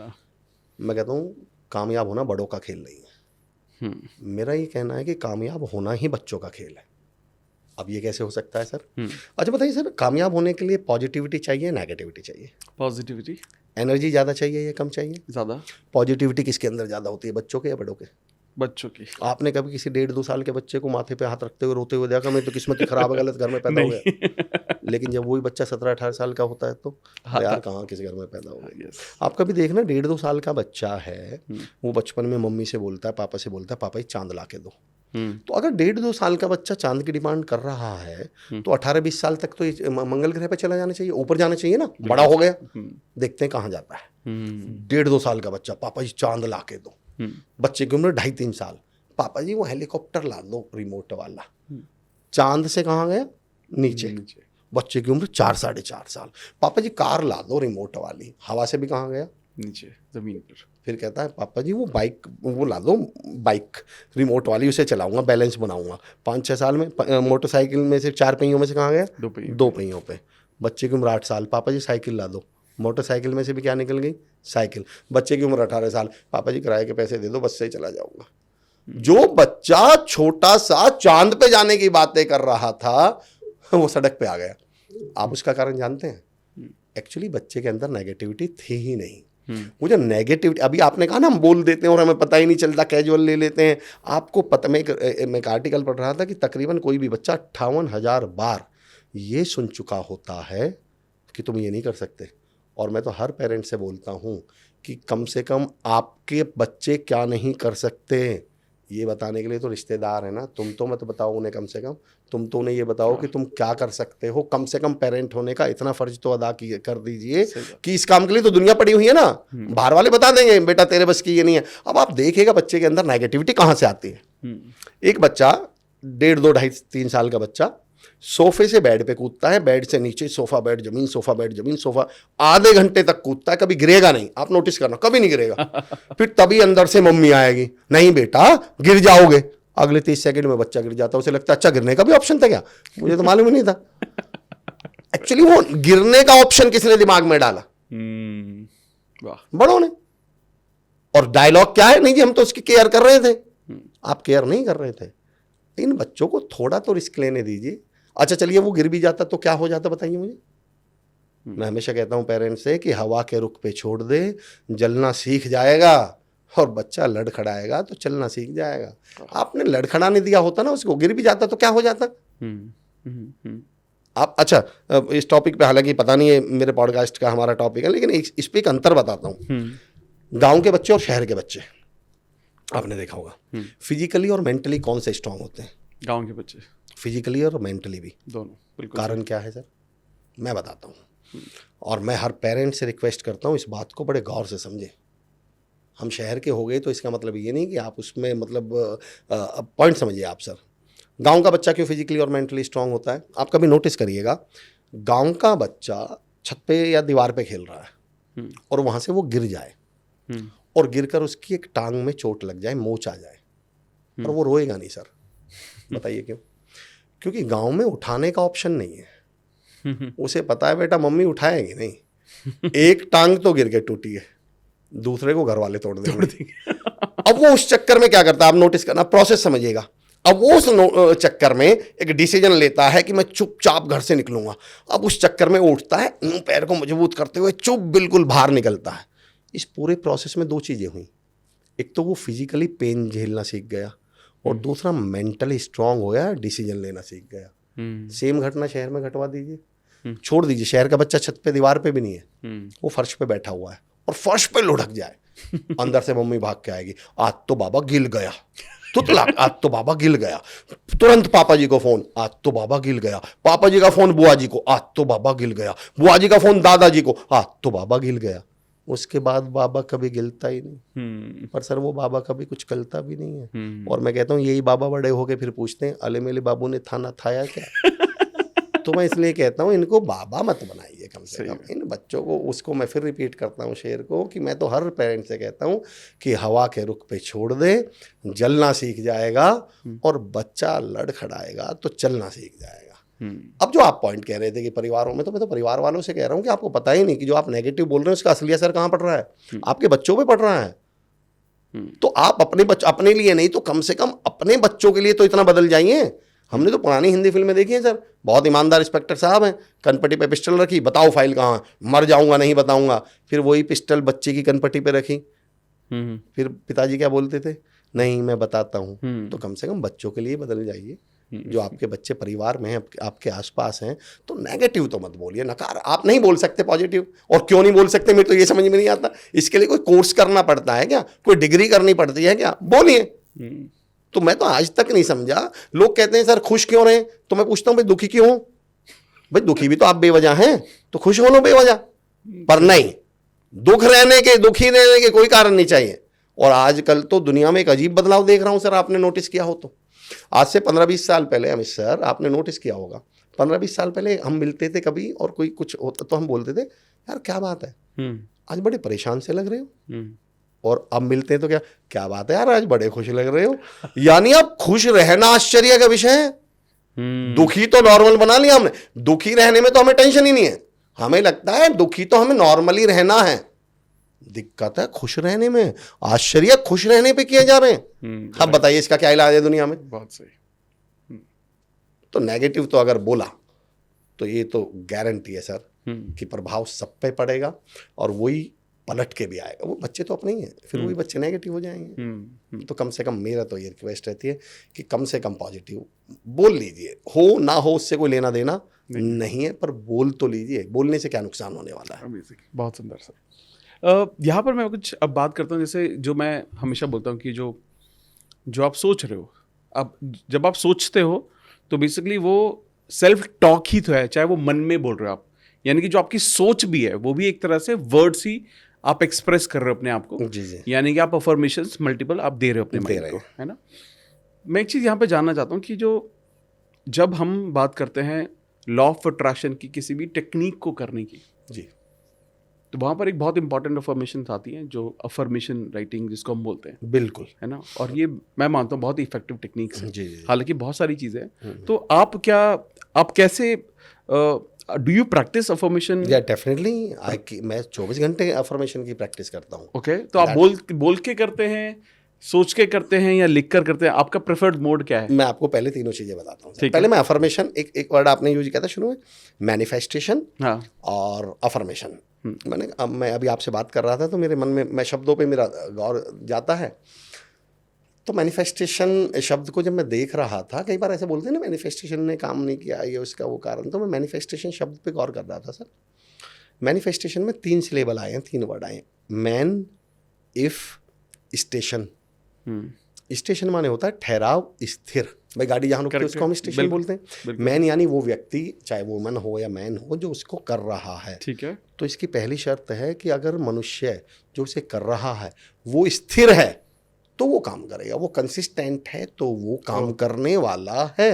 तो मैं तो लोगों से पूछता हूँ, आप अपने आप से पूछे आप कंसिस्टेंट कितने हैं, स्थिर कितने हैं। एक साहब ने रात को 9 बजे दही जमाई, अब 11 बजे उनकी आंख खुल गई पानी पीने के लिए, तो उन्होंने कहा एक बार हिला के देख लूँ जमी है या नहीं जमी। फिर वो रात को 2:30-3 बजे उठे वॉशरूम टॉयलेट जाने के लिए, फिर एक बार बोले जमी है या नहीं जमी, हिला के देख लूँ। फिर 4 बजे अचानक आंख खुली, बोले एक बार देख लूँ दही जमी या नहीं जमे। और सुबह 8 बजे उठकर बोल रहे अरे यार दही तो जमी नहीं।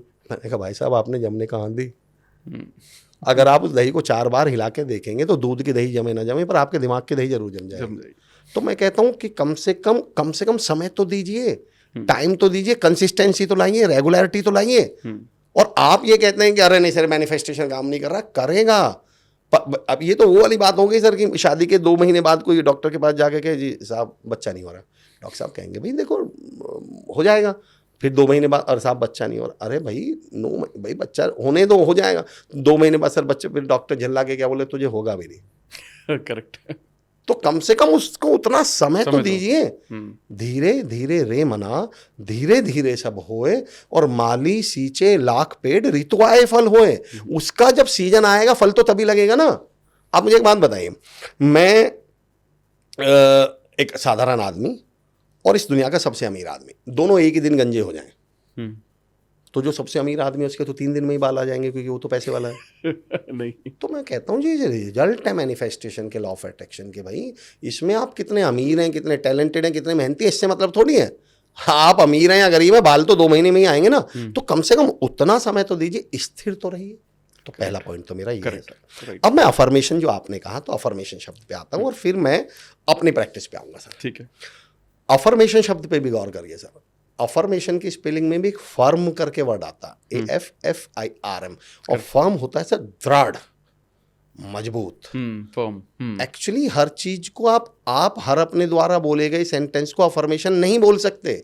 मैं जो बार बार समझाना चाह रहा हूं, मैंने बोल दिया भगवान मुझे कार दे दो, ये अफर्मेशन नहीं है, ये है ही नहीं अफर्मेशन, ये सेंटेंस है। पर इसको please do not call it affirmation. हर दोस्त ना, एक बड़ा मशहूर शेर है, दोस्त नहीं होता हर हाथ मिलाने वाला। आपके द्वारा बोला गया हर सेंटेंस अफर्मेशन नहीं है। जब तक वो फर्म नहीं है तब तक वो अफर्मेशन नहीं है। अब आप मात्र एक सामान्य सेंटेंस, इंटेंसिटी एक वर्ड है, इंटेंसिटी, सवाल है कि इंटेंसिटी कितनी थी उस सेंटेंस में आपके द्वारा जो बोला गया। मैं छोटा सा था, गांव से बिलोंग करता हूँ, मेरा गांव है चिरोड़ी, मैं गांव से बिलोंग करता हूँ। अच्छा, मैं पापा जी के साथ जा रहा था, अब आप अचानक एक कुत्ता हमारी तरफ भागा। अब गांव से कोई ऐसे तो आपको मालूम है ऐसा तो है नहीं मैं छुप जाऊंगा, तो मैंने उसको मारने के लिए ना चप्पल निकाल ली। तो मुझे अपनी पापा जी की लाइन आज तक भी याद है, उन्होंने बोला रुक रुक रुक क्या कर रहा है। मैंने कहा पापा जी चप्पल मार रहा हूँ। तो पापा जी ने मुझसे एक बात कही थी, सुन बेटा, अगर इस कुत्ते को चप्पल मारे तो इतने जोर से मारना कि चप्पल लग के ये भग जाए, इतनी हल्की मत मार देना कि हम दोनों को खा जाए। तो सवाल ये नहीं है कि आपने चप्पल मारी थी, सवाल ये कितनी जोर से मारी थी। हम उस जोर को नहीं गौर कर रहे और हम कह रहे हैं नहीं सर मैंने तो चप्पल मारी थी। लोग कहते हैं सर मैंने तो मना किया था। मैं कहता हूँ नहीं, सवाल है कितनी जोर से मना किया था। अभी आप मुझसे पूछेंगे सर चाय लेंगे क्या, मैं कहता नहीं सर, आप समझ जाएंगे ले लेंगे, और सॉरी सर मैं चाय नहीं पीता, आप समझ जाएंगे, दोबारा पूछना भी नहीं है। करेक्ट। तो पॉइंट ये है कितनी इंटेंसिटी के साथ। और मुझे तो 90% केस में एक चीज और भी लगती है सर, कि हम अफर्मेशंस और मैनिफेस्टेशंस में क्लियर भी हैं या नहीं। ओके 90% के जो मुद्दा उठता है ना कि क्यों नहीं काम किया, मुझे लगता है लैक ऑफ क्लैरिटी। ओके। और मैं कहता हूँ clarity is the power. Power ही किसके अंदर है? क्लैरिटी। आपने क्योंकि मैं लाइफ के बारे में भी बात करता हूँ सर, आपने कभी नोटिस किया है कि बुरे लोग हमेशा कामयाब मिलेंगे आपको? हमेशा। अच्छे लोग कम मिलते हैं कामयाब। और लोग क्या बोलते हैं कि देखो सर हम अच्छे हैं तो हम तो इन बुरे लोगों को देखो जिंदगी में मजे ले रहे हैं। मैं कहता हूँ नहीं, कारण वो नहीं है। कभी भी नोटिस कर लेना सर, हर बुरा आदमी इस बारे में क्लियर है कि मुझे बुराई करनी है। किसी चोर के मन में कभी डाउट नहीं आता कि चोरी करूं या नहीं करूं, क्लियर है करनी है। अगर बदतमीज है तो उसे क्लियर है मैं बदतमीजी से ही बात करूंगा। आतंकवादी है तो क्लियर है मुझे आदमी को मार, क्लियर है।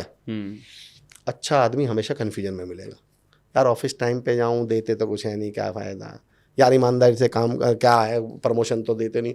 अच्छा आदमी हमेशा आपको कंफ्यूजन में मिलेगा। बुरों का मतलब ये नहीं है वो बुरे इसलिए बड़े हो गए, एक्चुअली वो अपनी चीज को लेकर क्लियर है, वो बुराई भी कर रहे हैं तो बुराई को ही क्लियर है, उन्हें और कोई डाउट सेकंड थॉट ही नहीं है उनके मन में। हर अच्छे आदमी के मन में सेकंड थॉट होता, अच्छा रहूं, क्या मिला मुझे आज तक, अच्छा बन के करूं ना करूं। इसलिए क्लैरिटी इज द पावर।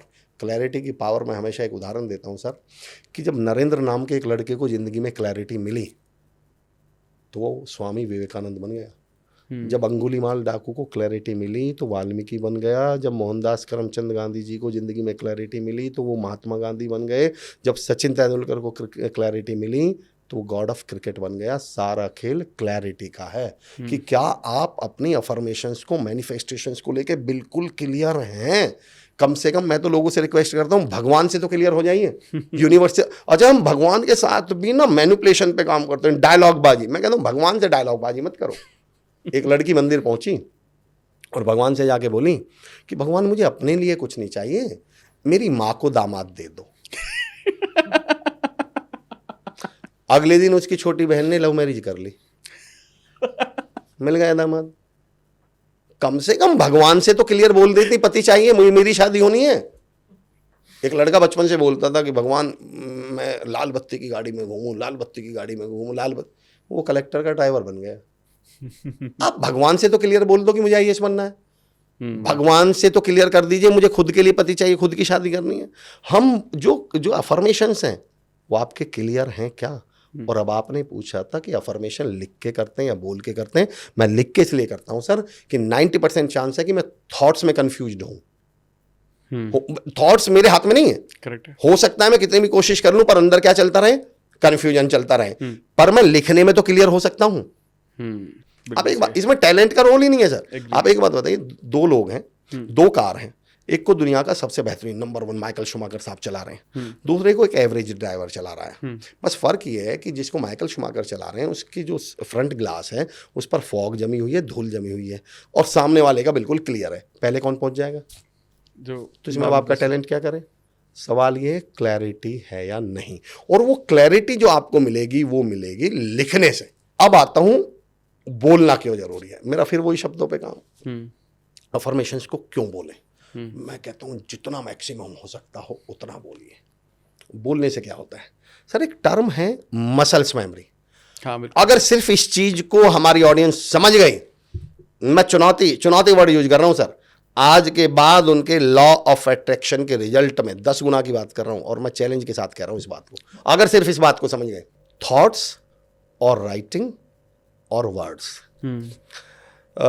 इससे बड़ा ट्रैपिंग में अपनी धरती पे नहीं समझता, इस दुनिया में नहीं समझता। ये जो सवाल है ना जिसमें और लगा होता है, OR इंग्लिश वाला और, मैं कहता हूँ इससे बड़ा ट्रैप इस दुनिया में नहीं है। आप कभी नोटिस कीजिएगा, what is more important, thoughts और वर्ड्स। ये जो और लगा है ना, इसने दो ऐसी चीजों को जो एक साथ जुड़कर बहुत पावरफुल बन सकती थी, अलग कर दिया, उनको अलग अलग कर दिया।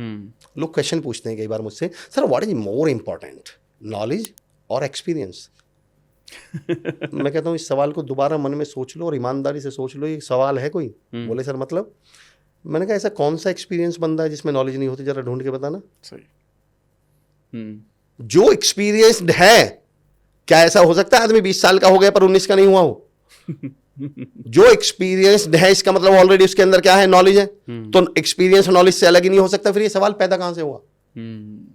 और इन सवालों ने इस आधे देश को बर्बाद, आधी दुनिया को दुखी किया हुआ सर, आधी दुनिया को बर्बाद किया हुआ। सवाल देखिए, व्हाट इज मोर इंपॉर्टेंट, आप क्या लेंगे? अगर आपको ऑप्शन मिले तो आप क्या चुनेंगे, पैसा और परिवार, मनी और फैमिली? अब इस सवाल ने क्या कर दिया कि सामने वाले के सबकॉन्शियस माइंड में एक मैसेज दे दिया कि जहां परिवार होगा वहाँ पैसा नहीं होगा। अगर मुझे पैसा चाहिए तो परिवार तो छोड़ना पड़ेगा, जबरदस्ती का। मुझसे कॉलेज लाइफ में सर एक बच्चे, मेरे एक साथी ने एक सवाल पूछा था कि अमर भाई एक बात बताओ, एक तरफ 1 करोड़ रुपए हैं, एक तरफ आपके माँ बाप हैं, आप किसे चुनेंगे? मैंने कहा इसका तो मैं 1 सेकंड में जवाब दे दूंगा, पर एक सवाल है मेरा। बोले क्या? मैंने कहा वो माँ बाप ढूंढ के ला जो 1 करोड़ से अलग रहते हैं। ये कौन से माँ बाप हैं जो कहेंगे या तो 1 करोड़ को चुन या मुझे चुन। मेरे माँ बाप तो कहेंगे अमर भाई अमर 1 करोड़ उठा और हमें साथ लेकर चल। तो मैंने कहा ये क्वेश्चन तुम्हारे मन में आया कहां से, और तुमने जबरदस्ती का एक फालतू सवाल पूछ के मेरे मन में और डाउट पैदा कर दिया कि माँ बाप की तरफ रहूं या 1 करोड़ की तरफ रहूं। तो इसलिए मैं हमेशा कहता हूं इस इंग्लिश वाले और को हटाइए, अंग्रेजी वाले इंग्लिश वाले और को हटाइए और हिंदी का और जोड़िए, थॉट्स एंड वर्ड्स और जोड़िए। और अब उससे क्या होगा सर, पानी कैसे बनता है सर, हाइड्रोजन प्लस ऑक्सीजन।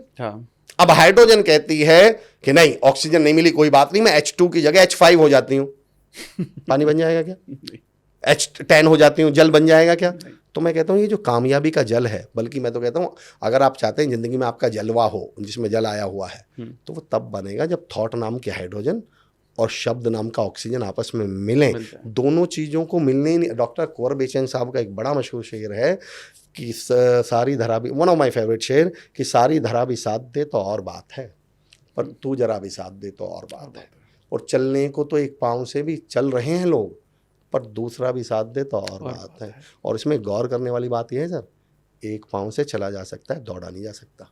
अगर आप केवल थॉट्स के आधार पे लॉ ऑफ अट्रैक्शन कर रहे हैं तो केवल चल पाओगे, दौड़ नहीं पाओगे। केवल वर्ड्स के मैं कहता हूं क्यों मेरे एक चाचा जी आ गए, सर मुझे एक घटना याद आ गई। मेरे एक चाचा जी मेरे घर आ गए, तो मैंने उनसे पूछा चाचा जी क्या लाऊं, खीर या हलवा? वो बोले क्यों बेटा, घर में कटोरी एक ही है क्या? दोनों ला। तो मैं आज तक नहीं समझ में आया कि दुनिया के ईश्वर की सबसे बड़ा क्रिएशन, सबसे बड़ी रचना मनुष्य ये कह रहा है जी थॉट्स या वर्ड्स। क्यों मैं दोनों नहीं लेके चल सकता क्या? क्या मैं इतना कम जो एक क्यों? आप इसको ऐसे समझिए सर, थॉट्स पत्नी है और शब्द पति हैं। ये जो आप लॉ ऑफ अट्रैक्शन से मांग रहे हैं ना, जो कामयाबी जो सक्सेस मांग रहे हैं, वो बच्चा है। बेशक थॉट्स के द्वारा ही वो डिलीवर होगा, पत्नी के द्वारा ही बच्चा डिलीवर होगा, पर बिना पति के हो जाएगा क्या? वो मिलन जरूरी साथ में। तो आप ये चाहते क्यों है कि अलग अलग हो जाए? इनको एक अच्छे लोगों की बुरे लोगों की बात चल रही थी, मैं तो हमेशा कहता हूं कि समस्या ही पता है क्या है, 2 दोस्त हैं और उनका स्कूटर या उनकी गाड़ी स्टार्ट नहीं हो रही। अब एक दूसरे से बोलता है तू धक्का मार के स्टार्ट करके दिखा, वो अकेला धक्का मारता है, स्टार्ट होती नहीं। फिर वो बोलता है तू मार के दिखा, फिर वो अकेला मारता है, फिर स्टार्ट नहीं हो रही। दोनों खड़े होके बोल रहे हैं नहीं हुई ना।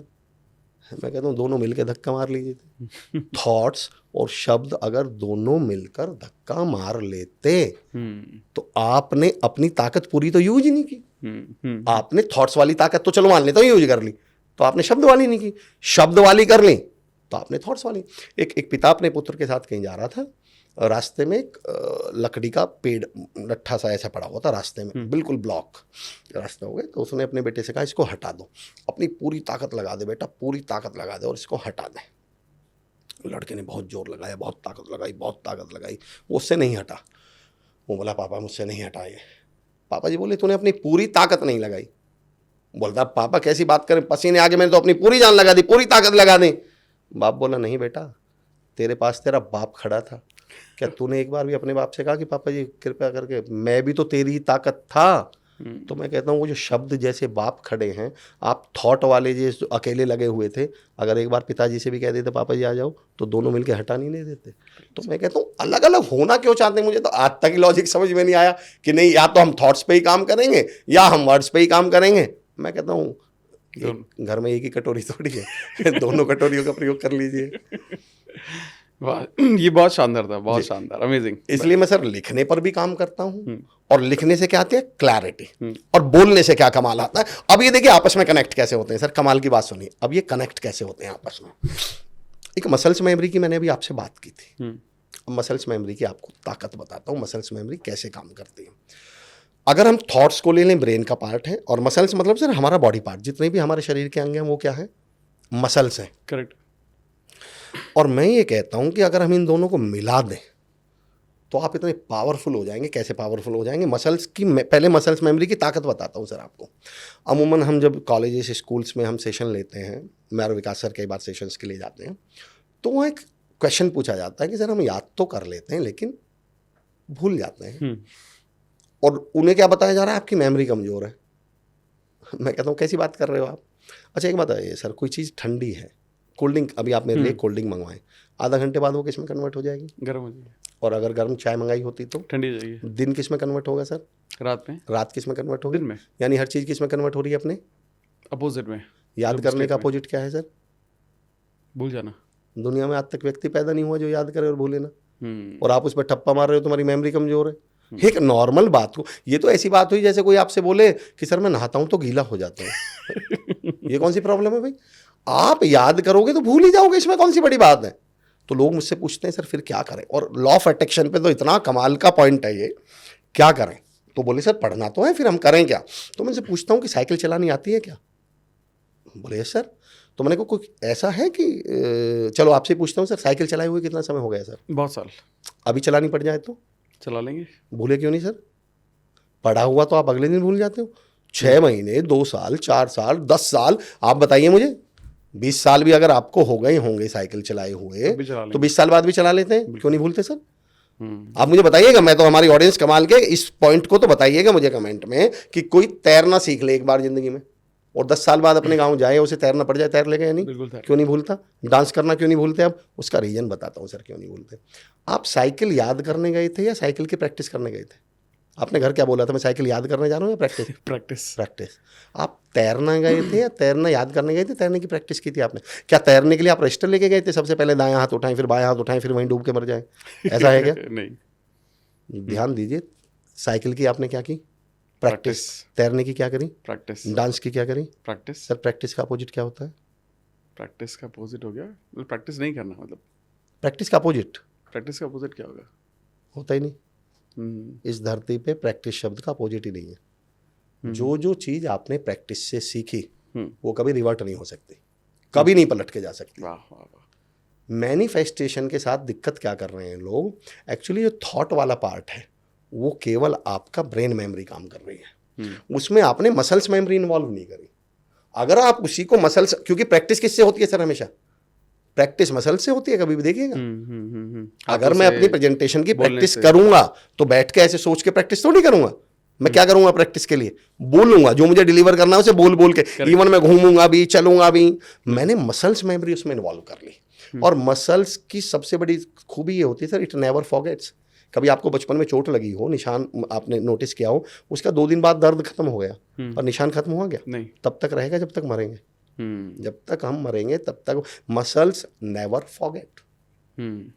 तो अगर हमने प्रैक्टिस कर ली, लॉ ऑफ अट्रैक्शन की सवाल तो मैं तो ये भी कहता हूं कि आप केवल जो आपने सोचा है उसे सोचे ही जा रहे हैं। अब ये लिखना क्या है, क्यों लिखने के बाद आपके रिजल्ट 10 गुना हो जाते हैं? क्योंकि लिखना प्रैक्टिस है, लिखने में मसल्स इन्वॉल्व होती हैं, हाथ से लिखी जाती है। बोलना क्या है? बोलना प्रैक्टिस है। बोलने में क्या इन्वॉल्व हुई? टंग क्या है हमारी? तो जिस एक्टिविटी में आपकी मसल्स इन्वॉल्व हो गई वो फिर परमानेंट हो जाएगी, वो कभी फेल नहीं हो सकती। तो जब तक आप उसे केवल थॉट्स को यहां रखेंगे। अच्छा चलिए ये भी बता देता हूं, अल्टीमेटली चीज जानी कहां है? यही है, इसमें कुछ गलत नहीं है। पर आप एक्चुअली हो क्या रहा है सर, दिक्कत सामने वाले को ये समझ में, उसे क्या लगता है, अरे नहीं सर बात तो मेरी थॉट्स ब्रेन में जानी चाहिए ना, बिल्कुल जानी चाहिए। पर मेरा एक सवाल है सर, अगर किसी आपको पेड़ से क्या चाहिए? फल, बिल्कुल, पत्तियां, ये 2 चीजें चाहिए। बिल्कुल है। इनको हरा रखना चाहते हैं आप, ताजा रखना चाहते हैं, क्या डालना पड़ेगा? खाद, पानी। तो आप पेड़ पे चढ़ के फल पे खाद डाल के आ जाएंगे, पत्ती पे खाद डाल के आ जाएंगे? नहीं। कहाँ डालनी पड़ेगी? जड़ में। अगर मैं अपने शरीर के इतने हिस्से को थोड़ी देर के लिए पेड़ मान लूं, मैं कहाँ चाहता हूँ सारी बात कहाँ पहुंचे? ब्रेन में, माइंड में। पर जड़ कहाँ? अगर मैं आपकी टंग पे नमक डाल दूं तो उसका स्वाद ब्रेन तक जाएगा या नहीं? जाएगा। शक्कर डाल दूं, बिल्कुल जाएगा। मिर्च डाल दूं, सब। मैं कहता हूं जो कुछ यहाँ पहुंचाना है डालना यहाँ पड़ेगा। पर लोग नमक लेके यहीं डाल रहे हैं सीधा, उन्हें लगता है यहाँ से जल्दी पहुंच जाएगा। हाँ, वो बालों में उलझ के रहेगा या कहीं नहीं पहुंच रहा। अगर आप सच में भी ये चाहते हैं कि आपके थॉट्स तक कोई बात पहुंचे, तो एक्चुअली वो आपको थॉट्स तक नहीं पहुंचानी, वो आपको पहुंचानी कहाँ तक है? टंग पे डालनी है, मसल्स पे डालनी है। और मसल्स क्या है, मतलब टंग क्या है? Muscles memory. और मसल्स प्रैक्टिस किससे होती है? मसल से होती है। आप कभी सर थोड़ा सा भी अगर आप ऑब्जर्व करें, कभी आप सोचें, क्योंकि ये अच्छा सर इस तरह की बात है ना आप हर प्लेटफॉर्म पे नहीं कर सकते। क्यों? इनको सुनने वाले चाहिए। और मैं तो आप लोगों से भी कह रहा हूं सर, मैं सुनने पर भी, मेरा तो फेवरेट टॉपिक है सुनना। मैं तो हमेशा कहता हूँ सुनने वाला बोलने वाले से बड़ा होता है। कभी आप मंदिर मस्जिद गुरुद्वारा गए हों तो बताइए कि सामने भगवान है और इधर हम है, बोलता कौन है?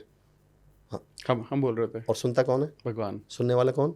भगवान है वो तो आप लोग भगवान हैं जो हमें सुन रहे हैं। हम तो आपके भक्त हैं। अब देखना ये है कि आप लोकल भगवान हैं, ब्रांडेड भगवान हैं, आप ढंग में सुनते हैं या नहीं सुनते। अफसोस इस समाज की जो इस समय की सबसे बड़ी समस्या है ना सर, आप गौर करना, वो है सुनना। एक मेरे मित्र हैं किरण मिश्रा जी, एक दिन मुझसे बोले कि यार अमर भाई, उस दिन पापा जी की बात सुन लेते ना तो आज ये दिन नहीं देखना पड़ता। मैंने कहा क्या बोल रहे थे पापा जी? बोले सुनी कहाँ। ये तो बता रहा हूँ कि सुनी नहीं। जिस दिन हमने सुनना शुरू कर दिया उस दिन यकीन जानिए कमाल हो जाएगा। और वैसे भी कोई बात अगर किसी के दिल तक पहुंचानी हो या अपने भी दिल तक, मैंने अभी दिल का एक शब्द बताया था, अब दिल का दूसरे मायने बताता हूँ। हार्ट की स्पेलिंग क्या है सर? HERT। इसमें से टी हटा दीजिए। हियर। अगर किसी के दिल तक पहुंचना है तो उसे सुनिए बस। तो सुनना बहुत महत्वपूर्ण है। तो हम जो चर्चा कर रहे हैं, हम जो बात कर रहे हैं, और अब आप दोनों काम एक साथ कर सकते हैं। मैंने कहा ना सबसे करीब क्या है? कान।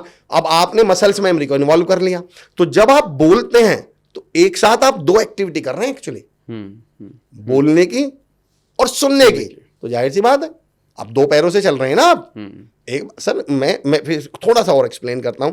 अगर मैं एक 20 साल के बच्चे की रेस 15 साल के बच्चे से कराऊं तो किसकी प्रोबेबिलिटी ज्यादा है जीतने की? जो बड़ा है 20 वाले की। पर अगर मैं शर्त लगा दूं कि 20 वाला एक पैर से दौड़ेगा और दूसरा दो पैर से, तो फिर तो जो लॉ ऑफ अट्रैक्शन में दो पैर यूज कर रहा है, आप दो पैर कौन से? एक थॉट्स वर्ड्स और एक शब्द। तो एक मैं इसको कहूंगा एक ब्रेन एक मसल्स।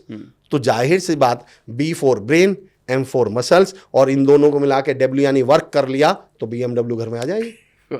तो सवाल ये है कि अगर ये BMW जो आप मांग रहे हैं, पहले उसकी जो कंडीशंस है वो तो कंप्लीट कीजिए, पूरी कीजिए।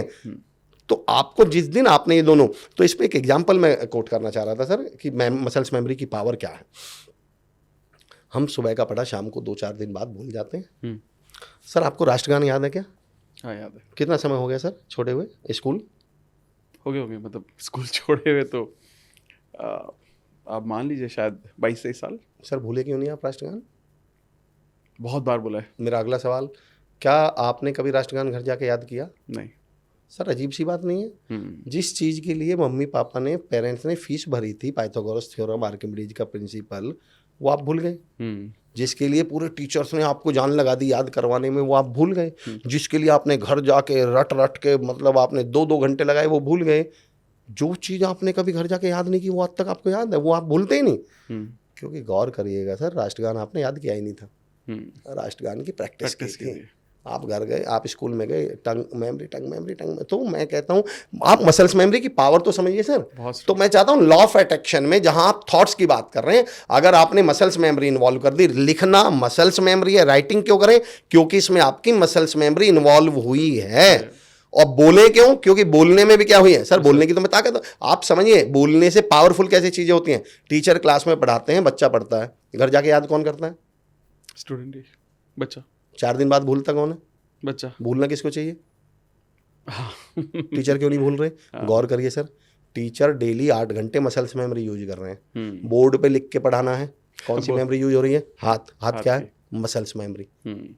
बोल के पढ़ा रहे हैं, बोल के पढ़ा रहे हैं, बोलने में कौन सी मेमोरी यूज हो रही है? मसल, टंग मेमोरी। करेक्ट। तो जिस दिन आपने ये टंग मेमोरी यानी मसल्स मेमोरी इन्वॉल्व कर ली अपने लॉ ऑफ अट्रैक्शन में, मैं एक एग्जांपल और आप कई बार लगेगा हम बताएं, एक एग्जांपल देता हूं सर, उसको कोट कर दो, फिर मैं अपनी बात को कंप्लीट करूंगा इस पर। मैं जब स्टूडेंट्स को हम लोग जाते हैं और उनसे चर्चा करते हैं तो हम उनको एक चीज़ बताते हैं कि आपके साथ समस्या क्या हो रही है। कि अच्छा याद है वो शुरू में ही मैंने बात की थी, दो ऑफ अट्रैक्शन होना चाहिए, लॉ ऑफ अट्रैक्शन, क्योंकि आप मांग रहे हैं सर। लेने वाला हमेशा, मैंने कहा ना पीड़ित या वो होता है।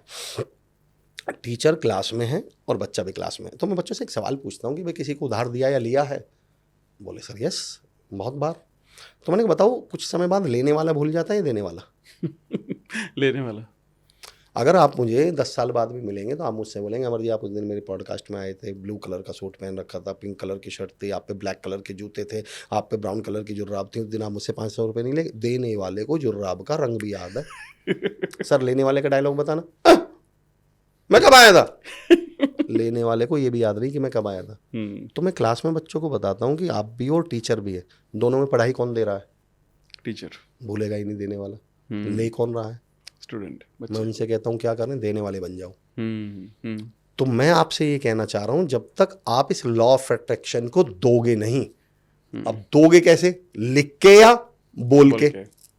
मैं अच्छा एक बात बताइए, मेरे मन में क्या है ये मैं बात आपको कैसे दूं? थॉट्स दिमाग में रख के आपको कैसे दूं बताइए? या तो बोल के, या तो मुझे बोल के देना पड़ेगा या लिख के देना पड़ेगा, और जब तक मैं दूंगा नहीं it will not work. Correct. ये वर्क ही कब करेगा? तो इसलिए अगर आप लॉ ऑफ अट्रैक्शन की प्रैक्टिस कर रहे हैं तो सबसे पहले 2 काम कर लीजिए। सबसे पहला काम लिखना शुरू करिए, दूसरा काम इसे बोलना शुरू करिए। और किससे बोले? हम सवाल उठता है, लोग बोलते हैं कि सर घर वाले तो सुनते ही नहीं, या फिर आपने सुना होगा। तो मैं उनसे एक सवाल पूछता हूँ कि एक मुहावरा सुना है कि दीवारों के भी कान होते हैं? तो मैंने कहा इनके कानों का अचार डलेगा क्या? कभी आपने सोचा दीवारों के कान भगवान ने क्यों बनाए होंगे? ताकि आपकी लॉ ऑफ अट्रैक्शन की प्रैक्टिस करवा दें। इन दीवारों का सीधा कनेक्शन नेचर से है, भगवान से है। जाइए दीवारों से कहिए कि मुझे मर्सिडीज चाहिए, मुझे इतना बड़ा बंगला चाहिए, मुझे 1 करोड़ रुपए चाहिए। बताइए दीवारों को, क्यों बताइए? दीवार शब्द में एक वर्ड आया सर, दी। दीदी को शॉर्ट में क्या बोलते हैं? बहन। दीदी को हम शॉर्ट में बुलाने दी बोल देते हैं ना। तो दीवार में क्या है? दी। और घर में एक चीज और भी है सर, आईना। और आईना में एक शब्द आया आई, और मराठी में आई बोलते हैं मम्मी को। आज के बाद आईना आपकी मम्मी है और दीवार आपकी सिस्टर है। जो कुछ भी बताना है उनको दे दो। जिस दिन देना शुरू कर दिया, क्योंकि देने में अगेन फिर मैं रिपीट करूंगा सर कौन सी मेमोरी यूज हुई, और मसल्स मेमोरी की एक ताकत बताता हूं मैं सर। लास्ट मुझे एक बात याद आ गई, आपने फिल्में देखी होंगी, कोई व्यक्ति कोमा में चला गया 2 साल के लिए, फिर वापस आया, याददाश्त भूल गया, घर वालों को नहीं पहचान रहा। मसल्स मेमोरी की ताकत बताता हूँ सर। घर वालों को नहीं पहचानता, मम्मी को नहीं पहचानता, भाई को नहीं पहचानता, पहचान ही नहीं रहा किसी को। फिर आप उस याददाश्त खोए हुए व्यक्ति के हाथ में पानी का एक गिलास देते हैं, तो फिर वो पानी को कान में डालने लगता होगा। कान से पीता होगा? नहीं। नाक से पीता होगा? नहीं। क्या करता है वो? पीता है। जिसको सब कुछ भूल गया उसे ये क्यों नहीं भूला कि मुंह से पानी पिया जाता है? जो सब कुछ भूल गया, जिसकी याददाश्त ही चली गई, अच्छा वही व्यक्ति 5 मिनट बाद उठता है और चल के वॉशरूम जाने लगता है। क्यों भाई साहब, चलना क्यों नहीं भूला? क्योंकि चलना उसने सीखा ही नहीं था, चलने की प्रैक्टिस करी थी। तो मेरी आप तमाम लोगों से रिक्वेस्ट है कि लॉ ऑफ अट्रैक्शन की प्रैक्टिस कीजिए। मुझे ऐसा लगता है कि अब तक बहुत सारे लोगों को अपने बहुत सारे सवालों के जवाब डेफिनेटली आपके द्वारा मिल गए होंगे। और मैं जैसा शुरू में मैंने बोला था ना, जो आपका जो तरीका है ना, एक तो वो इतना साधारण है, इतना सिंपल है, और वो हर बात जो आपने बार बार आप हर्ट के बारे में बात कर रहे हैं, वो आपकी बात, वो कहते हैं आधे भी बार बार इस बात को रिपीट करती है कि जो बात दिल से निकलती है ना वो दिल तक जरूर जाती है। हाँ, ये तो, और मेरा तो ये मान सर, आपने ये क्वेश्चन अगर कर लिया है, ये पॉइंट अगर आपने लिया है, तो क्यों जानी चाहिए दिल तक, मैं आप ये भी बताता हूँ। हालांकि ये जो पॉडकास्ट है ये दिमाग वालों के लिए है, लेकिन मैं ये मानता हूँ, फिर भी मेरी जो अपनी मानना है, जब आप किसी ह्यूमन बीइंग से कनेक्ट करते हैं तो ह्यूमन बीइंग है क्या? हमें सर इसमें मैं आपको थोड़ा कष्ट दूंगा सर, जहां मैं, मतलब आपको इशारा करना है उंगली से जहां मैं कहूँ। ठीक है सर। सर छत की तरफ इशारा कीजिए, सर दीवार की तरफ इशारा कीजिए, सर लाइट की तरफ इशारा कीजिए, सर अपनी तरफ इशारा कीजिए, सर होल्ड योर फिंगर। मैंने कहा था अपनी तरफ इशारा कीजिए, यहाँ क्यों नहीं रख ली आपने उंगली? नाक पे क्यों नहीं रख ली? हाँ। ये भी तो आपकी है, दिमाग भी तो आपका ही है, कान भी तो आपका ही है, आप उंगली देखिए दिल पर है। दिल पर, हाँ। तो जब हम आपकी बात करते हैं, व्यक्ति की बात करते हैं, तो एक्चुअली हम दिल की बात कर रहे होते हैं। तो जब लोगों से जुड़ना हो तो एक्चुअली उनके दिल से जुड़ा जाता है, इमोशन से जुड़ा जाता है।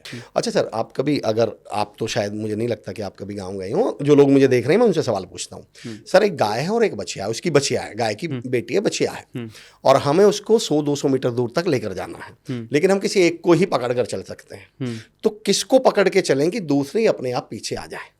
आई थिंक बछिया को। अगर आप बछिया को पकड़ कर चले तो सर वो माँ जो है ना, वो बच्चे से इतना प्यार करती है कि वो गाय ऑटोमेटिकली बच्चिया के पीछे आ जाएगी। पर अगर आपने गाय को पकड़ लिया तो बच्चिया ना चंचल होती है, बच्चिया कूद के भगेगी, और बच्चिया कूद कर भगी तो फिर आप में ताकत नहीं कि आप गाय को रोक लें। तो मैं इसलिए कहता हूँ सर, बच्चिया दिल है और गाय दिमाग है। अगर आप ये भी चाहते हैं कि लोगों का दिमाग आपके साथ आ जाए तो आप उनके दिल नाम की बच्चिया को पकड़ के चलिए, गाय अपने आप पीछे आती रहेगी। पर अगर आपने गाय पकड़ने की गलती कर दी तो बछिया तो उछलेगी, दिल है ना चंचल है, और फिर उसके बाद तो दिमाग भी भटकेगा। ये जो आपने बात बोली बहुत अच्छे से समझाई आपने, और मैं कहीं ना कहीं इसको बहुत ज़्यादा मानता हूँ, और शायद यही कारण है कि जो हमारी ऑडियंस भी है, जो ये लोग हैं, ये मुझसे भी पर्सनली इतने ज़्यादा कनेक्टेड हैं इमोशनली। जी जी जी, बिल्कुल, डेफिनेटली मैंने देखा है लोग आपसे बहुत कनेक्टेड हैं। हाँ, तो वो और बहुत प्यार है लोगों का, जी। क्योंकि मेरे को हमेशा यही लगता है कि जैसे आपने बोला ना, वो अनकंडीशनली देना, या नॉट जस्ट अनकंडीशनली, बट कहीं ना कहीं वो महसूस करते हैं। जब हम लॉ ऑफ अट्रैक्शन के बारे में बात करते हैं, मैं खुद इतना जज्बाती हो जाता हूँ कि यार लोगों को ना, मतलब बस इसकी जो पावर समझ में आ जाए, और मैं कोशिश करता रहता हूँ अलग अलग माध्यम से। एक्चुअली सर, कुछ मिथ हमारे दिमाग में बैठा दिए गए हैं। उनमें से एक मिथ है कि इमोशंस हमारी वीकनेस है। हाँ हाँ, करेक्ट। मैं तो कहता हूँ इमोशंस दुनिया में सबसे पावर है।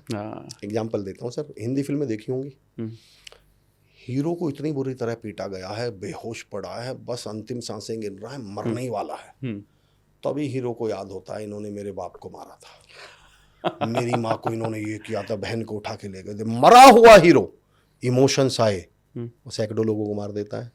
मैं हमेशा कहता हूँ इमोशंस का तो मतलब है एनर्जी इन मोशन। इमोशन से ज़्यादा ताकत इस धरती पर नहीं है। तो जब आप अपने इमोशन से जुड़ जाते हैं तो आप बहुत ताकतवर बन जाते हैं, बहुत ज़्यादा ताकतवर बन जाता है। जी सर, बहुत बढ़िया, बहुत अच्छे से। अब एक बहुत इंपॉर्टेंट सवाल के बारे में बात करूँगा यहाँ पर। एक तो आपने ना बहुत अच्छी, बहुत प्यारी बात की अबाउट देने के ऊपर, give, it will come back to you. इसी तरह का एक और सिद्धांत होता है जी, जिसको बोलते हैं हम कृतज्ञता, आभार व्यक्त करना, थैंक यू महसूस करना, जी जी जी, या ग्रैटिट्यूड, जिसको हम बोलते हैं। ग्रैटिट्यूड, क्या बात है ना? क्योंकि मेरा ये भी मानना है कि अगर आप ग्रैटिट्यूड महसूस करते हैं तो आपको फिर बहुत गुना मिलता है। हाँ, कमाल। तो आपका क्या पॉइंट ऑफ व्यू इस बारे में? मैं तो कहता हूँ सर, आपका मैं सबसे पहले तो आभार इसलिए व्यक्त करता हूँ, आपने ये सवाल पूछ लिया। इससे खूबसूरत जवाब इस धरती पे नहीं। मैंने कहा ना सर, मुझे शब्दों पे बड़ा गौर करता हूँ। मैं इसको ग्रेटिट्यूड बोलता ही नहीं सर, मैं इसको बोलता हूँ ग्रोटिट्यूड।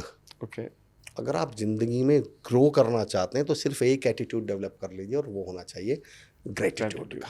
ये ग्रेटिट्यूड है ही नहीं सर, ये ग्रोटिट्यूड है, ग्रो करने की पहली शर्त। मैं आभार से बड़ी प्रार्थना, भाई हम लॉ ऑफ अट्रैक्शन किसके, भगवान या ईश्वर या यूनिवर्स, मैं कहता हूँ सर आभार से बड़ी प्रार्थना इस धरती पर नहीं है।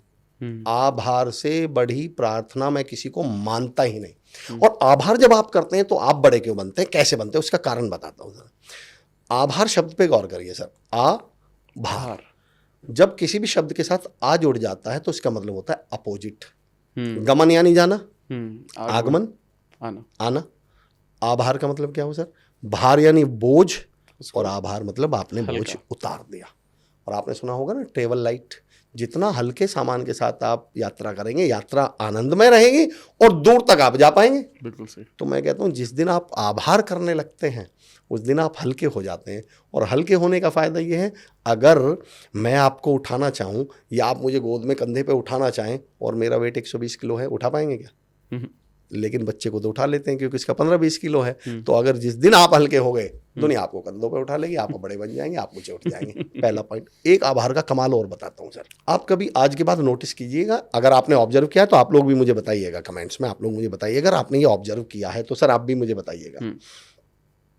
आप किसी के घर चले जाइए या किसी रेस्टोरेंट में चले जाइए और वहाँ उनका बच्चा या रेस्टोरेंट में है तो वेटर आपके लिए पानी लेकर आता है 1 गिलास। आप उस 1 गिलास पानी को पीकर वापस गिलास रखते समय थैंक यू बोल दीजिएगा। 90% केस में चांस बता रहा हूँ सर, 90% में उसका जवाब क्या होगा, और दूं क्या? कभी भी नोटिस कर लेना, वो पलट के क्या पूछता है, और दूं क्या? और उसी गिलास को वापस रखते हुए आप मुंह फेर के वापस रख देना, वो चला जाएगा, छोड़ोगे। सेम काम होता है भगवान के साथ। जब भगवान आपको जरा सा देता है, 1 गिलास पानी देता है और आप भगवान से कहते हैं भगवान थैंक यू, भगवान कहता है और दूं क्या? फिर भगवान आपको और देना शुरू करता है। मैंने याद है शुरू में कहा था भगवान आपको दे कुछ नहीं सकता, लौटा सकता है। तो जैसे ही आपने यूनिवर्स को थैंक यू कहा तो अब आपके अकाउंट में लेजर में चढ़ गया कि थैंक यू। तो भगवान कहता है यार इसको कार मांग रहा था, कार किस चीज के बदले दूं? अच्छा चलो इन 2 थैंक यू के बदले दे दो, ये जो उसने थैंक यू बोला था। अब भगवान के पास, भाई भगवान को भी तो कहीं ना कहीं बात करनी होती है। वो कहता है भाई देखो झूठ तो मैं बोल नहीं सकता, तो अब मैं दिखा तो पाऊंगा नहीं भैया ये। अच्छा भगवान की मर्जी कि भगवान आपको दे दे चाहे सारा जहान, पर भगवान को ये जरूर बताना पड़ता है क्यों, किस चीज के लिए दिया, किसके बदले दिया। तो फिर भगवान उसी थैंक यू के बदले आपको कार भी, जो आप लॉ ऑफ अट्रैक्शन में मांग रहे हैं, कार भी देता है, बंगला भी देता है, वो लाइफ पार्टनर भी, सब कुछ देता है, बशर्ते कि आपने उसे थैंक यू यानी आभार किया हो। पर हमारी जो समस्या है सर, वो बताता हूँ, हमारे समाज की कह लीजिए, हम लोगों की समस्या क्या है। हमारी समस्या ये है कि जो हमारे यहाँ ना आए हुए की बड़ी इज्जत है, ना मिले हुए की बड़ी इज्जत है। हमने जाना तो हमने ये जाना, जो नहीं मिला बस वही खूबसूरत है। जो नहीं मिलता वो बड़ा अच्छा लगता है हमको। आपने कभी एक नोटिस किया, आप कभी शर्ट या आप कभी देखिएगा, किसी के साथ जाइएगा, कपड़े या शर्ट खरीदने जाइएगा, एक शर्ट बड़ी पसंद आती है और हम उचक के बोलते हैं बड़े खुश होके, भैया भैया भैया वो शर्ट देना। और जैसे ही भैया उस शर्ट को लाके काउंटर पर रखते हैं, फिर हम क्या करते हैं, भाई भैया, मैं कहा भाई साहब जिसके लिए वो चक रहे थे एक बार उसको तो देख लीजिए। हमें ये तब तक ही अच्छी लग रही थी जब तक वो नहीं मिली, और जैसे ही मिला हम उसकी वैल्यू करना बंद। हमारे यहाँ आए हुए की, मिले हुए की इज्जत ही नहीं है। एक बड़ा, आप लोग भी बताइएगा इस पर, तो मुझे सर आप मुझे बताइएगा, एक ऑब्जर्वेशन बताता हूँ आपको। हमारे यहाँ ना आए हुए की बहुत इज्जत है। आप और भाभी जी कहीं किसी पार्टी में चले जाइए, मेजबान का पहला सवाल क्या होगा, बच्चे नहीं आए। आप और बच्चे चले जाइए, मेजबान का बताइए पहला सवाल क्या होगा होस्ट का, भाभी जी नहीं आई। भाभी जी और बच्चे चले जाइए, सर नहीं आए। आप तीनों चले जाइए, वो कुछ बोलेगा नहीं, बोले खाना खा लीजिए। जो नहीं आया हम उसकी बड़ी वैल्यू करते हैं, और इसलिए हमें वो नहीं मिलता जो हमें चाहिए। अभी सिद्ध करूंगा सर, हम बहुत बड़ी गलती क्या करें। 2 एग्जाम्पल देता हूं। मैं दहेज के बहुत खिलाफ हूं, केवल उदाहरण के लिए समझा रहा हूं। मेरी खुद की शादी मैंने बिना दहेज की, अरेंज्ड मैरिज थी, पर सिर्फ उदाहरण के लिए समझा रहा हूं। एक परिवार में 2 बच्चे थे, 2 बेटे थे। अब हम गलती क्या करते हैं, जिस दिन हमने सर आए हुए की, मिले हुए की इज्जत करनी शुरू कर दी, मैं चुनौती देता हूं, आई कैन बेट, मैं शर्त लगा सकता हूं सर, आपको वो मिलना शुरू हो जाएगा जो आप चाहते हैं। और लॉ ऑफ अट्रैक्शन का तो नियम ही ये कहता है कि भाई आपको वो चाहिए जो आप मांग रहे हैं, पर उसकी शर्त, तरीका मैं बता रहा हूँ, बस थोड़े तरीके, पहला बटन सही कर लीजिए। एक साहब के 2 बेटे थे, एक परिवार में 2 बच्चे थे, बेटे, वो चाह रहे थे कि दहेज में स्कॉर्पियो मिले, पर स्कॉर्पियो नहीं मिली, स्विफ्ट गाड़ी मिली। अब क्योंकि स्विफ्ट आई तो वो बड़े नाराज, बड़े मतलब खुश नहीं थे। तो वो जो लड़की आई थी उनके यहाँ शादी होकर के, उन्होंने उसको ख्याल रखना बंद कर दिया, ना उसको प्रॉपर कपड़े पहनाए, ना अच्छा रखें, ना अच्छा व्यवहार करें, सारा दिन डांटे, ना खाने को दें, मतलब वो लड़की उन्होंने परेशान कर दी। और साल, 1.5 साल, 2 साल ऐसे हो गए। मेरा सवाल सुनिएगा मिस्टर और जवाब दीजिएगा। अब इनका एक छोटा बच्चा भी बचा हुआ, छोटा बेटा, अब उसका शादी का टाइम आ गया। क्या अब उसकी शादी में स्कॉर्पियो मिलने के चांसेस हैं? छोड़ दो। स्विफ्ट मिलने के चांसेस हैं? नहीं। छोड़ दो। शादी होने के चांसेस हैं? पूरे समाज और दुनिया को पता चल गया कि भैया ये तो बड़ी लड़की को बहुत परेशान रखते हैं, बड़ी बहू को बहुत परेशान रखते हैं, और इसलिए उन्हें वो नहीं मिला जो उन्हें चाहिए था। पर मैं कहता हूं, अगर उस स्विफ्ट वाली को वो खुश रखते, उसका ख्याल रखते, उसकी इज्जत करते, तो समाज में कोई तो ये सोच रहा होता कि यार जो लड़की स्विफ्ट लेके गई है वो इनके घर में इतनी खुश है, तो अगर मैं स्कॉर्पियो दे दूंगा तो मेरी लड़की को तो ये पलकों पे बिठा के रखेंगे, रानी बना के रखेंगे। तो मैं इसलिए कहता हूं जो मिला उसकी इज्जत करिए। मैं चुनौती देता हूं, वो मिलेगा जो आप चाहते हैं। एक टर्म है सर लॉ ऑफ अट्रैक्शन में, एक टर्म है टेलीकिनेसिस। टेलीकिनेसिस क्या कहती है सर, कि यानी ऑब्जेक्ट यानी चीजों की भी क्या होती है, मेमोरी होती है। भाई कभी हम मंच पे जाते हैं तो क्या करते हैं, ऐसे टच करके। हाँ। मैं कहता हूँ कि मंच को पता चल रहा है कि हम टच करके पैर छू के आए। वेपन जो होते हैं हमारे, शस्त्र जो होते हैं, उनकी पूजा की जाती है, गाड़ियों की पूजा की जाती है। इवन ट्रक हैं, गाड़ियां आप देखेंगे पूजा की जाती है। मैं कहता हूँ क्यों, गाड़ी को पता चल रहा है क्या? जी हाँ, पता चल रहा। अब एक उदाहरण देता हूँ सर, अगर आपने मिले हुए की इज्जत नहीं की तो वो कभी नहीं मिलेगा जो आप चाहते हैं। और सिद्ध करता हूँ सर, मैं चाहता था कि कार मिले, मेरी इच्छा थी कि भाई मुझे कार लूं, खरीदूं, कार लूं मैं, पर मैं कार नहीं मिली, मुझे मिली बाइक। अब बाइक तो मुझे चाहिए ही नहीं थी। अब मैंने बाइक के साथ कैसा बिहेव करना शुरू कर दिया, ना तो मैं उसमें साफ सफाई करूं, ना कभी कपड़ा मारूं, ना कभी टाइम पे सर्विस करवाऊं, ना कभी प्रॉपर पेट्रोल डलाऊं, यानी मैंने उसका बिल्कुल ध्यान नहीं रखा। ये सब वो दूर खड़ी हुई कार देख रही थी जिसको आप चाह रहे थे, और उस कार ने देखकर सोचा अरे भाई इसके पास नहीं जाना, जिस आदमी पे इतनी सी बाइक पे कपड़ा नहीं लग रहा, जो इसकी सर्विस नहीं करवा पा रहा, जो इसमें टाइम पे पेट्रोल नहीं डलवा पा रहा, वो मेरी तो दुर्गति कर देगा। अगर आपने मिले हुए की इज्जत नहीं की तो जो चाहिए वो कभी नहीं मिलेगा। और अगर आपने इस बाइक की इज्जत कर ली होती साफ चमका के, तो कार पता क्या सोच रही होती, यार जो चीज इसे नहीं चाहिए थी ये उसे इतना प्यार कर रहा, इतनी केयर कर रहा है, तो मैं तो इसका ड्रीम हूं, मैं तो इसका सपना हूं, वो आपके पास आ जाती। तो ग्रेटिट्यूड से तो बड़ा मैं इस धरती पे कुछ नहीं मानता सर। और मैं आपका इसलिए आभार व्यक्त करता हूँ, आप तमाम सुनने वालों का आभार व्यक्त करता हूँ कि आपने मुझे मौका दिया है, ये अवसर दिया है, बहुत बहुत आभार है सर। नहीं, आपके वर्ड सुन के सर हमें भी ऐसा महसूस हो रहा है, शायद ये हमारी खुशकिस्मती है कि हम आपको सुन पा रहे हैं ऐसे और इतने करीब से सुन पा रहे हैं। ये मेरा सौभाग्य सर। अमेजिंग। सो अब मैं टुवर्ड्स एंड आते हैं जी सर। और मैं एक बहुत इंपॉर्टेंट सवाल पूछता हूँ। जब हम शब्दों की बात कर रहे हैं, जो लोग एक नेगेटिव थॉट प्रोसेस में जा चुके हैं, जी जी, अब टाइम है, वो समझ चुके हैं कि इसकी कितनी पावर है, जी जी, वो समझ गए हमारे वर्ड्स, ग्रैटिट्यूड, वो सब पावर समझ गए इसकी, बहुत अच्छे से समझ गए। And I am sure by now जो भी लोग हमें इस पॉडकास्ट में यहाँ तक बने हुए हैं, उनको उनके ना ज्ञान चक्षु खुल चुके होंगे, समझ चुके होंगे कि ये कितना इंपॉर्टेंट चीज़ थी जो शायद कहीं पर मिस हो रही थी। अब मैं चाहता हूँ कि हम उन्हें थोड़ा सा डायरेक्शन दें, मार्गदर्शन दें, ताकि वो ये समझ पाएं कि इस नेगेटिविटी से पॉजिटिविटी में कैसे आ सकते हैं। मैं सर लिटरली एक चीज़ के लिए आपका आभार पुनः व्यक्त करता हूँ, इस सवाल के लिए। इसका कारण है क्योंकि इसमें सॉल्यूशन बताया जा रहा है, पर इस सवाल के लिए मुझे थोड़ा सा आपसे समय भी चाहिएगा, और थोड़ा सा मैं चाहता हूँ कि हमारे सुनने वाले भी, मतलब मुझे ऐसा लगता है इस पॉडकास्ट का हासिल ये सवाल है, इसका जो जवाब होगा।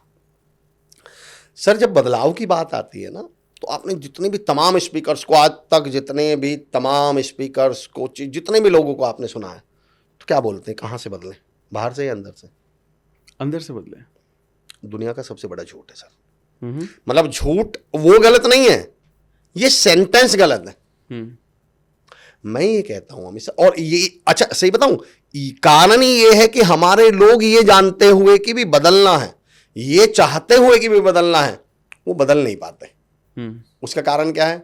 अब क्या बोल दिया गया, अंदर से बदलिए।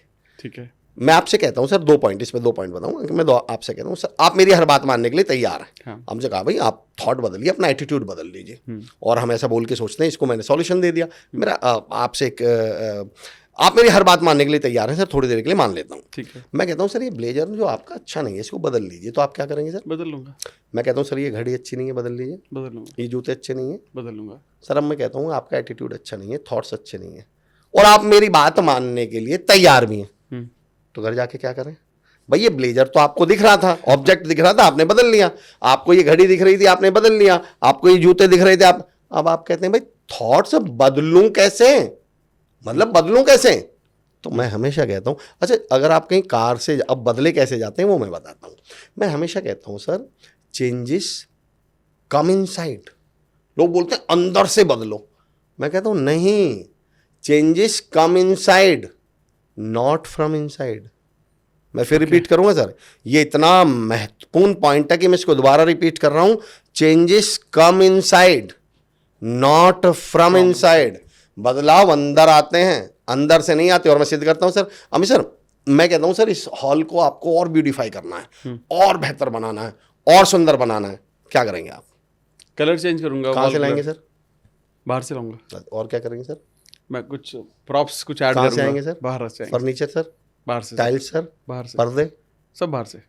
Changes come inside, not from inside. बदलाव अंदर आएंगे, अंदर से नहीं आएंगे। बाहर से अंदर आएंगे। आप बाहर से अंदर आएंगे, कभी भी अंदर आएंगे ही नहीं सर। पर समस्या क्या है, दिमाग में क्या बैठा दिया गया कि अंदर से बदलिए, अंदर से बदलिए।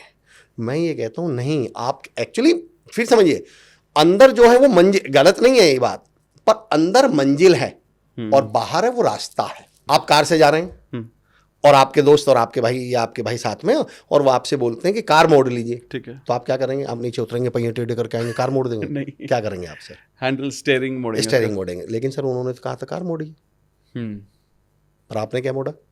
स्टीयरिंग। उसका कार आपके हाथ में नहीं है, आपके हाथ में क्या है? स्टीयरिंग। मोड़नी कार ही है, पर आपके हाथ में तो स्टीयरिंग है ना, तो स्टीयरिंग ही तो मोड़ेंगे आप। तो मैं कहता हूं कार जो है वो थॉट्स हैं। जब जब आपको थॉट्स मोड़ने हो, थॉट्स, आप यहां कोई बटन नहीं लगा हुआ, थॉट्स आपके हाथ में नहीं है। ये जो स्टीयरिंग है ये शब्द हैं। आप अपने शब्द बदल दीजिए, आप ग्रेजुअली देखेंगे कि आपके थॉट्स, यानी आप बाहर से बदलना शुरू करिए, आप देखेंगे कि आप अंदर से बदलना शुरू हो गए हैं। मंजिल अंदर ही है। अच्छा एक बात बताइए, आप टीवी देख रहे हैं और मैम बोलते हैं कि चैनल बदल दीजिए, तो आप टीवी में चैनल बदलते हैं या रिमोट से चैनल बदलते हैं? रिमोट से। चैनल बदला कहाँ जाना था? टीवी में। टीवी में चैनल बदलेगा। इस शब्द को गौर करिएगा, टीवी में चैनल बदलेगा, टीवी से चैनल नहीं बदलेगा। बदलेगा वो किससे? रिमोट से। और वो जो रिमोट है, रिमोट माने ही दूर होता है सर, कि रिमोट जो है वही आपके शब्द हैं। तो जब जब बदलाव लाना हो तो बाहर से लाइए। अच्छा। और बाहर दो चीजें हैं, पहली शब्द और दूसरी आपकी संगति। संगत। अगर आप जिंदगी में बदलाव लाना चाहते हैं तो मैं कहता हूं आप दो चीजें बदल दीजिए, पहला शब्द कि आप बोल क्या रहे हैं, और दूसरा संगति, क्योंकि यही दो चीजें आपके हाथ में है। इससे ज्यादा आप इससे अलग कुछ बदल नहीं पाएंगे। संगति क्यों बदलें? क्योंकि सारी पावर किसकी, सारा खेल किसका है? संगति का। सर एक सवाल का जवाब दीजिए, मैंने एक प्लॉट लिया 10 लाख रुपए का, अगले दिन उस प्लॉट की जड़ में कब्रिस्तान खुल गया, प्लॉट की कीमत क्या है? बिल्कुल भी नहीं, कुछ भी नहीं है, जीरो। अगले दिन उसी प्लॉट की जड़ में अमिताभ बच्चन साहब ने बंगला ले लिया, प्लॉट की कीमत क्या है? 1 करोड़। 1 करोड़, 2 करोड़। तो क्या आप मुझसे ये कहना चाह रहे हैं कि सर प्लॉट की अपनी कोई वैल्यू नहीं है? ये इस बात पे डिपेंड करती है कि वो कब्रिस्तान की जड़ में है या अमिताभ के बंगले की जड़ में। मैं हर व्यक्ति से कहता हूँ कि अपने टैलेंट को, अपने आप को उस प्लॉट की जगह रख लीजिए, अपनी कोई वैल्यू नहीं है। सवाल ये, आप जड़ में किसकी हैं, आपकी संगति कौन है, आप किन डेवलपमेंटल लोगों के साथ रहते हैं, पॉजिटिव लोगों के साथ। अच्छा अगर आप ये गौर करें सर, तो सारी समस्याएं नहीं सॉल्यूशन हो गई। क्या आप पॉजिटिव लोगों के साथ रहेंगे, नेगेटिव सुनना ही नहीं है? पॉजिटिव लोगों के साथ रहोगे, नेगेटिव बोलोगे ही नहीं, तो आपकी सारी समस्याओं का तो सॉल्यूशन ही है। अगर आप सिर्फ संगति, मैं कहता हूं आपकी संगति तय करेगी कि आप दुर्गति होगी या प्रगति होगी। तीनों एक जैसे वर्ड है, संगति, दुर्गति, प्रगति। ये संगति तय करती है कि आप जैसे लोगों के साथ रहेंगे वैसे ही आप बनते हुए चले जाएंगे। तो आप जब बदलाव लाएं तो आप अपने लोगों में बदलाव लाइए, संगति में बदलाव ले आइए। एक चीज और सर, जो मैंने कहा था ना, बदलाव अंदर में आते हैं, अंदर से नहीं आते। आपने कभी पुरानी फिल्में देखी होंगी तो जब पहले नहीं होता, डिप्रेशन में कोई चला गया, स्ट्रेस में चला गया, परेशान है, वो डॉक्टर के पास ले जाते थे। तो डॉक्टर साहब क्या बोलते थे उनसे? कहाँ ले जाओ? पुरानी यादों में ले जाओ उसे, जहाँ पर से पहाड़ों में ले जाओ, पुरानी यादों में ले जाओ, बाहर ले जाओ। डॉक्टर साहब ने ये क्यों नहीं किया सर, कमरे में जाके अंदर से बदल दो इन्हें? क्योंकि डॉक्टर साहब जानते थे कि changes come inside not from inside. बदलाव बाहर से आएंगे, तो आपको बाहर से बदलना। एक तो आपकी संगति हो गई, और बाहर से क्या बदल सकते हैं? अपने वर्ड्स, जो आप अपने शब्द बदल सकते हैं। तो जिस दिन आपने ये दोनों चीजें बदलनी, तो आप देखेंगे कि आप में बदलाव आना शुरू हो गया है। तो आप पॉजिटिव चीज़ें बात करेंगे और आप पॉजिटिव शब्दों पे बात करेंगे, तो मेरा जब भी बदलाव आएगा, लॉ ऑफ इनर्शिया मैंने आपसे जिक्र किया था सर। लॉ ऑफ इनर्शिया क्या कहता है कि कोई भी व्यक्ति या वस्तु तब तक नहीं बदलेगी जब तक उसमें बाहर से कोई दबाव ना डाला जाए। तो आपको फोर्स कहाँ से करना है अपने आप को? एक पिछले 10 साल में, 15 साल में, मैं कहता हूँ सर, इस देश के साथ एक बड़ा दुर्भाग्य हुआ। पिछले 15-20 साल में एक दिमाग में ऐसा मिथ बैठा दिया गया है, उसका डायलॉग है, वो करो जो तुम्हारा मन करे, वो करो जो तुम्हारा मन कहे, वो करो जो तुम्हारा। मैं कहता हूँ सर, इनका मन तो दोपहर के 2 बजे तक सोने का करता है, सोते रहे। रात के 2 बजे तक इनका इंस्टाग्राम चलाने का करता है, चलाते रहे। ये किसने बता दिया आपको कि वो करिए जो आपका मन कहे? क्योंकि मन अंदर है ना, तो उन्होंने बता दिया जो अंदर से मन आए करे। मैं कहता हूँ वो करिए जो जरूरी है, आपका मन कहे या ना करे। शाहरुख खान की फिल्म नहीं चल रही है, ये जिंदगी है। मैं तो कहता हूँ मन के साथ तो आका डंडा लगा दो, मन से तो मना कर दो। अच्छा बताइए सर, कभी किसी के मन ने कोई ढंग की बात कही है? किसके मन ने कहा सुबह 4 बजे उठ के मैं तो जिम जाऊंगा? मन तो कहता सोऊंगा 12 बजे तक। मन ने कब ढंग की बात की? मैं अगर किसी बच्चे के सामने स्प्राउट्स रख दूं और चॉकलेट रख दूं, मन क्या कहेगा? चॉकलेट। मन ने कब कहा है कि मैं तो भैया करेला खाऊंगा? मैं कहता हूं किसी के मन ने आज तक ढंग की बात की ही नहीं है। अब आपको उस मन के साथ, जैसे मन ने हमारे साथ खेला है ना, हमें अब वक्त आ गया कि हम मन को फोर्स करें, हम मन के साथ मना करें। पर हमारे यहाँ तो क्या है, जब तक पढ़ो जब तक मन करे, तब तक करो जब तक आपका मन करे। सर मैं कॉलेज में था, केमिस्ट्री का लेक्चर चल रहा था, तो लेक्चर थोड़ा लंबा हो गया। तो हमारा एक दोस्त बोला, सर आज तो पक गए। तो हमारे सर बोले, बधाई हो, मुबारक हो। तो हमने कहा सर हम कह रहे हैं पक गए, हमें लगा छोड़ देंगे। और आप कह रहे हैं बधाई हो। सर ने पूछा अच्छा ये बताओ कच्चे आम कितने रुपए किलो हैं? हमने कहा जी 8 रुपए किलो। और बोले पके हुए आम? हमने कहा जी 30 रुपए किलो। बोले बधाई हो, तुम महंगे हो गए, तुम्हारी कीमत बढ़ गई। अफसोस इस बात का कोई पकने के लिए तैयार नहीं है। उसको जैसे ही फोर्स लगा छोड़ देगा काम को। मैं कहता हूं फोर्स ही तो बदलेगा इस दुनिया में आपको। बिना भार के दबाव के आप जिंदगी में कभी बदलाव ला ही नहीं पाएंगे। अब इस मन के साथ करें क्या? मैं आपको एक भाई ये तो हुआ कि भाई मन नहीं मान, अब मैं कहता हूं सर मन के साथ आप भी तो मन के साथ मैनिपुलेट कीजिए, आप भी तो मन के साथ खेलिए। कैसे? मैं बताता हूं सर। मन और बात चल रही है सर बदलाव कैसे लाएं, मुद्दा चल रहा है शिफ्ट कैसे करेंगे। वो शिफ्ट की बात चल रही है सर। और शिफ्ट करने का एक ही तरीका है, आपको एक्सटर्नल फोर्स डालना पड़ेगा। इससे अलग दुनिया में कोई तरीका नहीं सही, कोई तरीका अंदर से कभी वो हो ही नहीं पाएगा। मैं आऊंगा उस पॉइंट पे। मैं ये बात कर रहा था मन और शरीर को मैं हमेशा कहता हूं सर, ये मन और शरीर ना ये आपके उन दो दोस्तों की तरह हैं जो वो आपके साथ देखा है शादी में जाते हैं और आप फ्लोर पर डांस करने लगते हैं, लेकिन ये दोनों साइड में खड़े हो जाते हैं, शर्माते हैं, झिझकते हैं, ये नहीं आते। फिर आपको 10 मिनट बाद याद आता है अरे यार इनसे भी एक बार पूछ लो। आप जाते हैं उनका हाथ खींचते हैं, आजा, पर ये क्या करते? नहीं मैं नहीं आ रहा। अच्छा फिर 5-7 मिनट बाद आपको फिर याद आता है अरे यार एक बार और पूछ लूँ। आप दोबारा जाते हैं, फिर आप इनका हाथ खींचते हैं, ये फिर मना कर देते हैं। पर अब सर अब बताइए इन दोनों के मन में क्या चल रहा है कि अगर ये अब की बार और पूछ लें तो अब की बार तो हम चले जाएंगे। फिर आप तीसरी बार उन्हें फिर खींचने पहुंच जाते हैं और ये कहाँ जाते हैं? फ्लोर पे।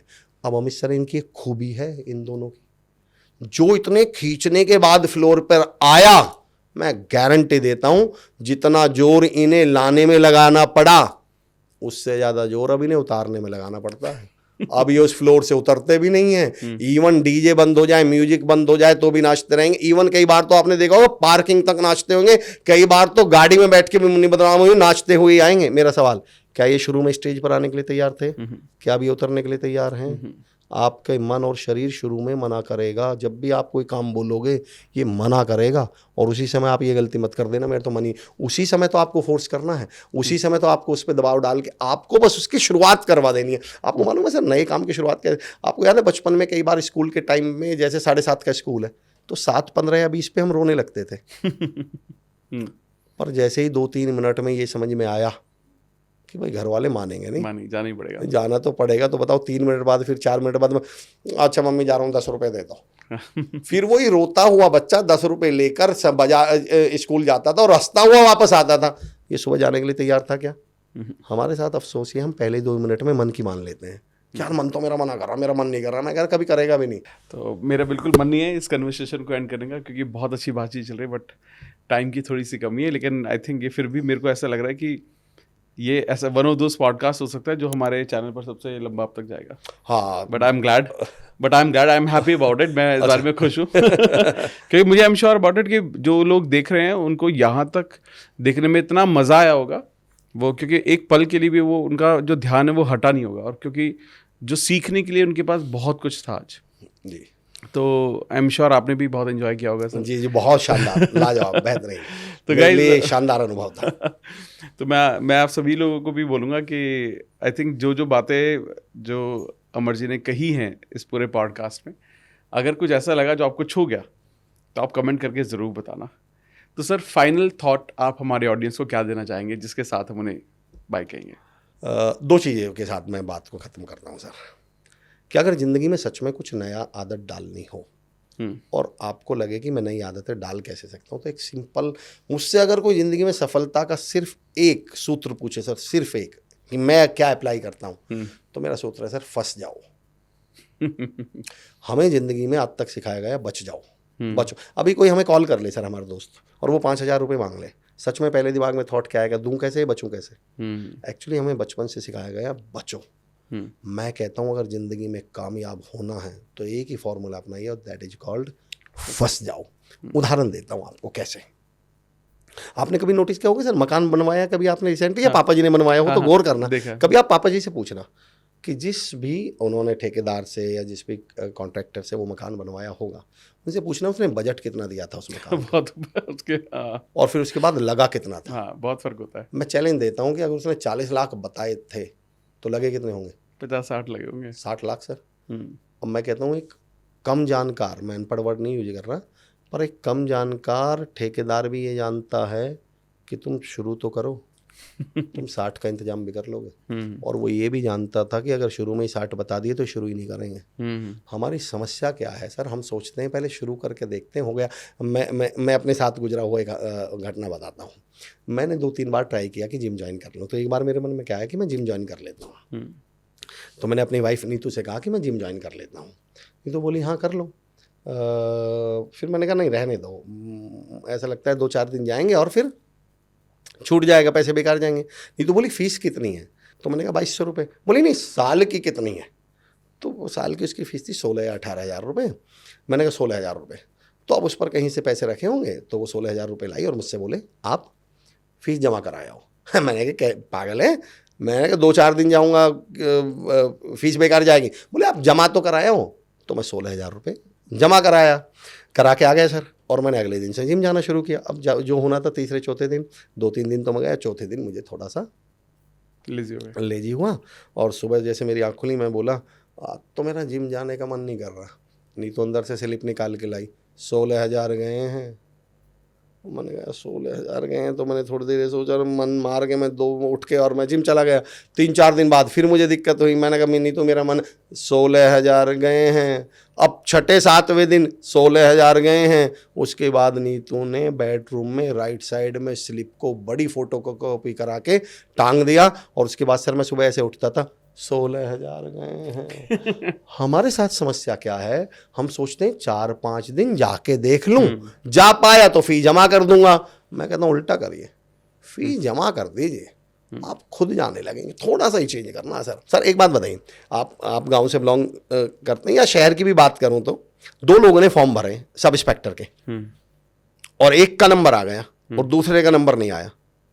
बताइए गांव वाले या शहर वाले या कॉलोनी वाले, दोनों ने दरोगा जी के फॉर्म भरे थे, एक का नंबर आ गया, एक का नहीं आया। आप मुझे बताइए दोनों में से दरोगा जी कह के किससे बात करेंगे लोग? जिसका आ गया उससे या जिसका नहीं आया उससे? जो फेल हो गया उसको ताने मारने। हाँ, एक्चुअली जिसका आ गया उसको तो ये दिखाएंगे हाँ दोस्त है मेरा, साथ में तो रहता है। पर जिसका नहीं आया, अब वो अपने साइकिल से जा रहा है, अरे दरोगा जी साइकिल से जा रहे हैं। फिर वो बेचारा घर पे काम कर रहा, अच्छा दरोगा जी खुद घर का काम कर रहे हैं। फिर वो खेत पे जा रहा, अरे दरोगा जी खुद खेत पे जा रहे हैं। अब उसको लगता है बेटा जब तक दरोगा नहीं बनूंगा तब तक ये ताने ही मारते रहेंगे, और उसका वो फंस जाना उसे दरोगा बना देगा। नवाज देवबंदी साहब का एक शेर है कि सफ़र में मुश्किलें आए तो हिम्मत और बढ़ती है, कोई अगर रास्ता रोके तो जरूरत और बढ़ती है, अगर बिकने पे आ जाओ तो घट जाते हैं दाम अक्सर, ना बिकने का इरादा हो तो कीमत और बढ़ती है। जब आप ना बिकने पर, जब आप फंस जाएंगे तो आपकी क्या बन जाएगी? वो मजबूरी बन जाएगी। तो एक तो मैं लास्ट फाइनल मैसेज ये देना चाह रहा था सर, फंस जाओ। एक मैसेज के साथ मैं अपना कंक्लूड करूंगा, वो ट्रैपिंग है पैसे को, क्योंकि लॉ ऑफ अट्रैक्शन में 90% क्या मांगते हैं सर? पैसा। तो एक ट्रैपिंग है सर पैसे के केस में, दैट इज कॉल्ड ट्रैपिंग। मैं इसलिए बोलता हूँ कि पैसा चाहिए सबको, पर पैसे के प्रति अगर आप एटीट्यूड और बिहेवियर देखेंगे तो कैसा होता है लोगों का, पैसे के बारे में बातें कैसी करते हैं। एक्चुअली पैसे को लेके हमें ट्रैप बहुत किया गया है। मैं बताता हूँ कैसे। आप कभी देख लेना पैसे के बारे में मिडिल क्लास का डायलॉग क्या है, पैसा तो हाथ का मैल है, पैसा परिवार में घरों में क्या डाल देता है, दुश्मनी दरार डाल देता है। उसका कारण जानते हैं सर आप? एक्चुअली पैसे को लेके हमारे अंदर ट्रैपिंग डाली गई है। क्या ट्रैपिंग वो मैं बताता हूँ। पैसे को कभी हीरो के तौर पर दिखाया ही नहीं गया। आपने कभी नोटिस किया सर, पुरानी हिंदी फिल्में देखी हो तो बड़ा बंगला किसके पास होता है, हीरो या विलेन के पास? विलेन के पास। लंबी कार, विलेन। महंगा सिगार, विलेन। सूट बूट, सब विलेन। और हीरो, सारी दुनिया का बोझ हम उठाते हैं, या तो कुली मिलेगा या मैकेनिक मिलेगा या मजदूर मिलेगा। हमारे दिमाग में एक ट्रैपिंग डाल दी गई कि अगर हीरो बनना चाहते हो तो मजदूर बने रहो, कुली बने रहो या मजबूर बने रहो, अदरवाइज पैसा आते ही तो दुनिया तुम्हें क्या, आपने सुना है ना, अरे पैसा तो जमीर बेच के आता है। डायलॉग बाजी कहाँ से? और हम डायलॉग बाज लोग, हमने हिंदी फिल्मों में क्या बोल रहे हैं, फिर हमारे डायलॉग कैसे होते हैं कि हमने सिवाय इज्जत के, हमने तो कमाया, हमने पैसा नहीं, हमने क्या कमाया? इज्जत कमाई। मैं कहता हूँ तुम्हें धनिया 10 रुपये, तुम्हें बनिया 10 रुपये का धनिया उधार नहीं दे रहा, कहाँ वो इज्जत मुझे बताइए जरा। तो इस पैसे के प्रति जो ट्रैपिंग है, एक चीज़ और सर पैसे को लेकर समझिए। मैं एक स्टोरी दिया करता था जब मैं मतलब को पढ़ाता था कि 2 लड़के हैं, there are 2 boys, a diamond and a girl. इनको लेके एक स्टोरी बनाइए। मैं गारंटी देता हूँ सर, मैंने 1 लाख लोगों पे स्टोरी बनवाई है और आप 10 लाख पे बनवा लीजिए, सेम ही बनेगी। अगर स्टोरी में 2 लड़के हैं, मान लेता हूँ एक है कोई भी सनी और बनी, मैं गारंटी देता हूँ दोनों में से एक अमीर दिखाया जाएगा तो दूसरा गरीब। मैं कहता हूँ क्यों भाई ये दोनों अमीर क्यों नहीं थे, या दोनों गरीब क्यों नहीं थे। चलो यहाँ तक छोड़ते हैं। सनी गरीब है और बनी अमीर है, इस स्टोरी को कंप्लीट करते हैं। आप करिएगा, मैं नहीं करूँगा। जो गरीब है, सनी जो गरीब है, उसकी कैरेक्टरिस्टिक क्या दिखाई जाएंगी? मेहनती, आलसी? मेहनती दिखाई जाएगी। मेहनती। ईमानदार या बेईमान? ईमानदार। अय्याश या कैरेक्टर वाला? करेक्टर वाला। अब अमीर पे आ जाइए सर, उसकी क्या दिखाई? मेहनती, आलसी? आलसी। ईमानदार, बेईमान? कैरेक्टर या अय्याश? यश। ये हमारे दिमाग में फिर टैपिंग डाल दी गई कि अगर ईमानदार कहलाना चाहते हो, कैरेक्टर वाला कहलाना चाहते हो, आप अच्छा कहलाना चाहते हो, तो गरीब बने रहो, क्योंकि अमीर बनते ही तो। और फिर हमने भी डायलॉग बाजी सीख ली। आपने कहा था ना शुरू में लॉ ऑफ अट्रैक्शन, मैं कहता हूँ मेरा गारंटी है लॉ ऑफ अट्रैक्शन हमेशा काम करता है। पर मैंने तो सर पैसा मांगा था, वो तो मिला नहीं। मैं बताता हूँ एक्चुअली लॉ ऑफ अट्रैक्शन के जो थॉट्स हैं सर, थॉट्स काम करते हैं इनविटेशन के, कार्ड देने का। इनविटेशन किस चीज का था? कि मेरे घर आना, और वो आपके घर आया पैसा। लेकिन जैसे ही पैसा दरवाजे पर आया, अंदर आप अपने घर वालों से बात कर रहे थे, पैसा तो हाथ का मैल होता है, पैसा दोस्तों में दरार डाल देता है, पैसा भाई भाई में झगड़ा डाल देता है। और वो पैसा सुन रहा था इस बात को। आप मुझे बताइए, मैं आपके घर आऊँ और आप बोले अमर चौधरी तो हाथ का मैल है, अमर चौधरी तो हमारे घर में झगड़ा डाल देता है, अमर चौधरी तो हमारे बीच में लड़ाई करवा देता है, अमर चौधरी आएगा पलट के चला जाएगा? लॉ ऑफ अट्रैक्शन का काम था दरवाजे तक पैसा लाना, पर दरवाजा तो आपको ही खोलना था, बातें तो आपको ही करनी थी। तो लॉ ऑफ अट्रैक्शन ने तो अपना काम किया था, पर पैसा अंदर इसलिए नहीं आया क्योंकि आप डायलॉग बाजी कर रहे थे। तो मैं ये रिक्वेस्ट करता हूँ कि पैसे के बारे में पॉजिटिव बोलना शुरू कर दीजिए। बहुत बढ़िया। आई थिंक बहुत ही इंसाइटफुल और बहुत ही एक ऐसा कन्वर्सेशन शायद जो मैं हमेशा से करना चाहता था, वो आज आपके साथ हुआ। क्या बात है सर। और जितना मुझे मज़ा आया, आई एम श्योर सभी लोगों को उतना ही मज़ा आया होगा। तो सर फाइनल थॉट अबाउट कि अगर कोई भी इंसान, कोई भी पर्सन जो ये देख रहा है, जी जी, वो अगर आपसे कनेक्ट करना चाहते हैं तो किस माध्यम से आपसे कनेक्ट कर सकते हैं? सर बिल्कुल स्वागत है। यूट्यूब के माध्यम से जुड़ सकते हैं, इंस्टाग्राम के माध्यम से कनेक्ट कर सकते हैं, फेसबुक के माध्यम से, लिंक्डइन के माध्यम से, सोशल मीडिया पे जितने भी माध्यम उपलब्ध हैं, यूट्यूब, इंस्टाग्राम, फेसबुक, लिंक्डइन, अमर चौधरी के नाम से ज़्यादातर आप मुझे बिल्कुल। अमेजिंग। मैं इन सभी का लिंक भी मैं डिस्क्रिप्शन में डाल दूंगा जी। और any thought about us? Sir आपके बारे में तो मैं लिटरली, आप वैसे तो मैं फ़ैन आपका शुरुआत से हूँ, लेकिन एक बात ज़रूर कहूँगा, इस पॉडकास्ट पर आने के बाद होता क्या है सर, कोई कितना भी अच्छा वक्ता हो, हर वक्ता एक ऐसा श्रोता चाहता है जिसके सामने बोलते समय उसके पास वो भी आइडिया आ जाए, वो भी थॉट्स आएँ जो शायद उसने पिछली बार कब बोले थे पता ही नहीं हो। और आप उस तरह की मतलब शख्सियत हैं जिनके सामने एक तो पॉजिटिव ऑरा बहुत है आपके अंदर।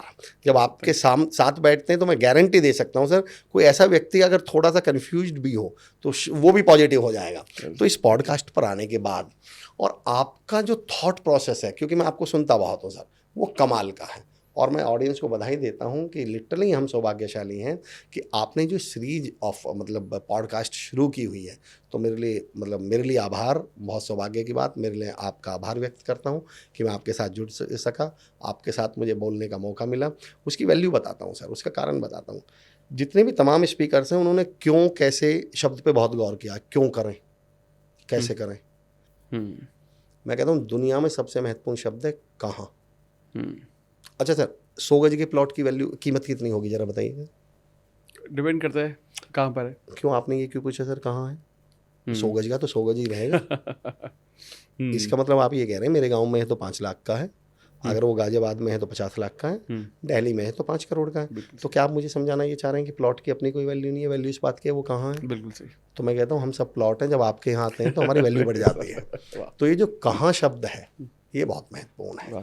तो मैं ये कहना चाहता हूँ सर, आपके यहाँ आने के बाद हमारी भी वैल्यू बढ़ी है। बहुत बहुत आभार, थैंक यू, बहुत बहुत शुक्रिया, बहुत बहुत थैंक यू सर, आपको बहुत बहुत धन्यवाद। तो गाइज बहुत बहुत प्यारी बातें सुनी है और बहुत ज़्यादा तारीफ मैंने अपनी सुन ली है, तो मैं भी थोड़ा ओवरवेल्म हो रहा हूँ। लेकिन जेन्युइनली बहुत ही जेन्युइन कन्वर्सेशन था आज अमर जी के साथ और बहुत दिल से बात की सर आपने। Thank you so much for this. And मैं आप सभी को बोलना चाहूँगा कि सर सोशल मीडिया पर अभी स्टार्ट हो रहे हैं बहुत ज़्यादा एक्टिव होना, बहुत सारा कंटेंट इनका मिलेगा। मैंने बहुत रिक्वेस्ट किया इससे पहले भी कि आप डालो, क्योंकि इतनी नॉलेज पोजेस कर रहे हैं, इतने सारे कॉर्पोरेट वर्कशॉप्स करते हैं, इतनी सारी ट्रेनिंग, मतलब कई 100 ट्रेनिंग, हज़ारों ट्रेनिंग की होंगी इन्होंने आज तक।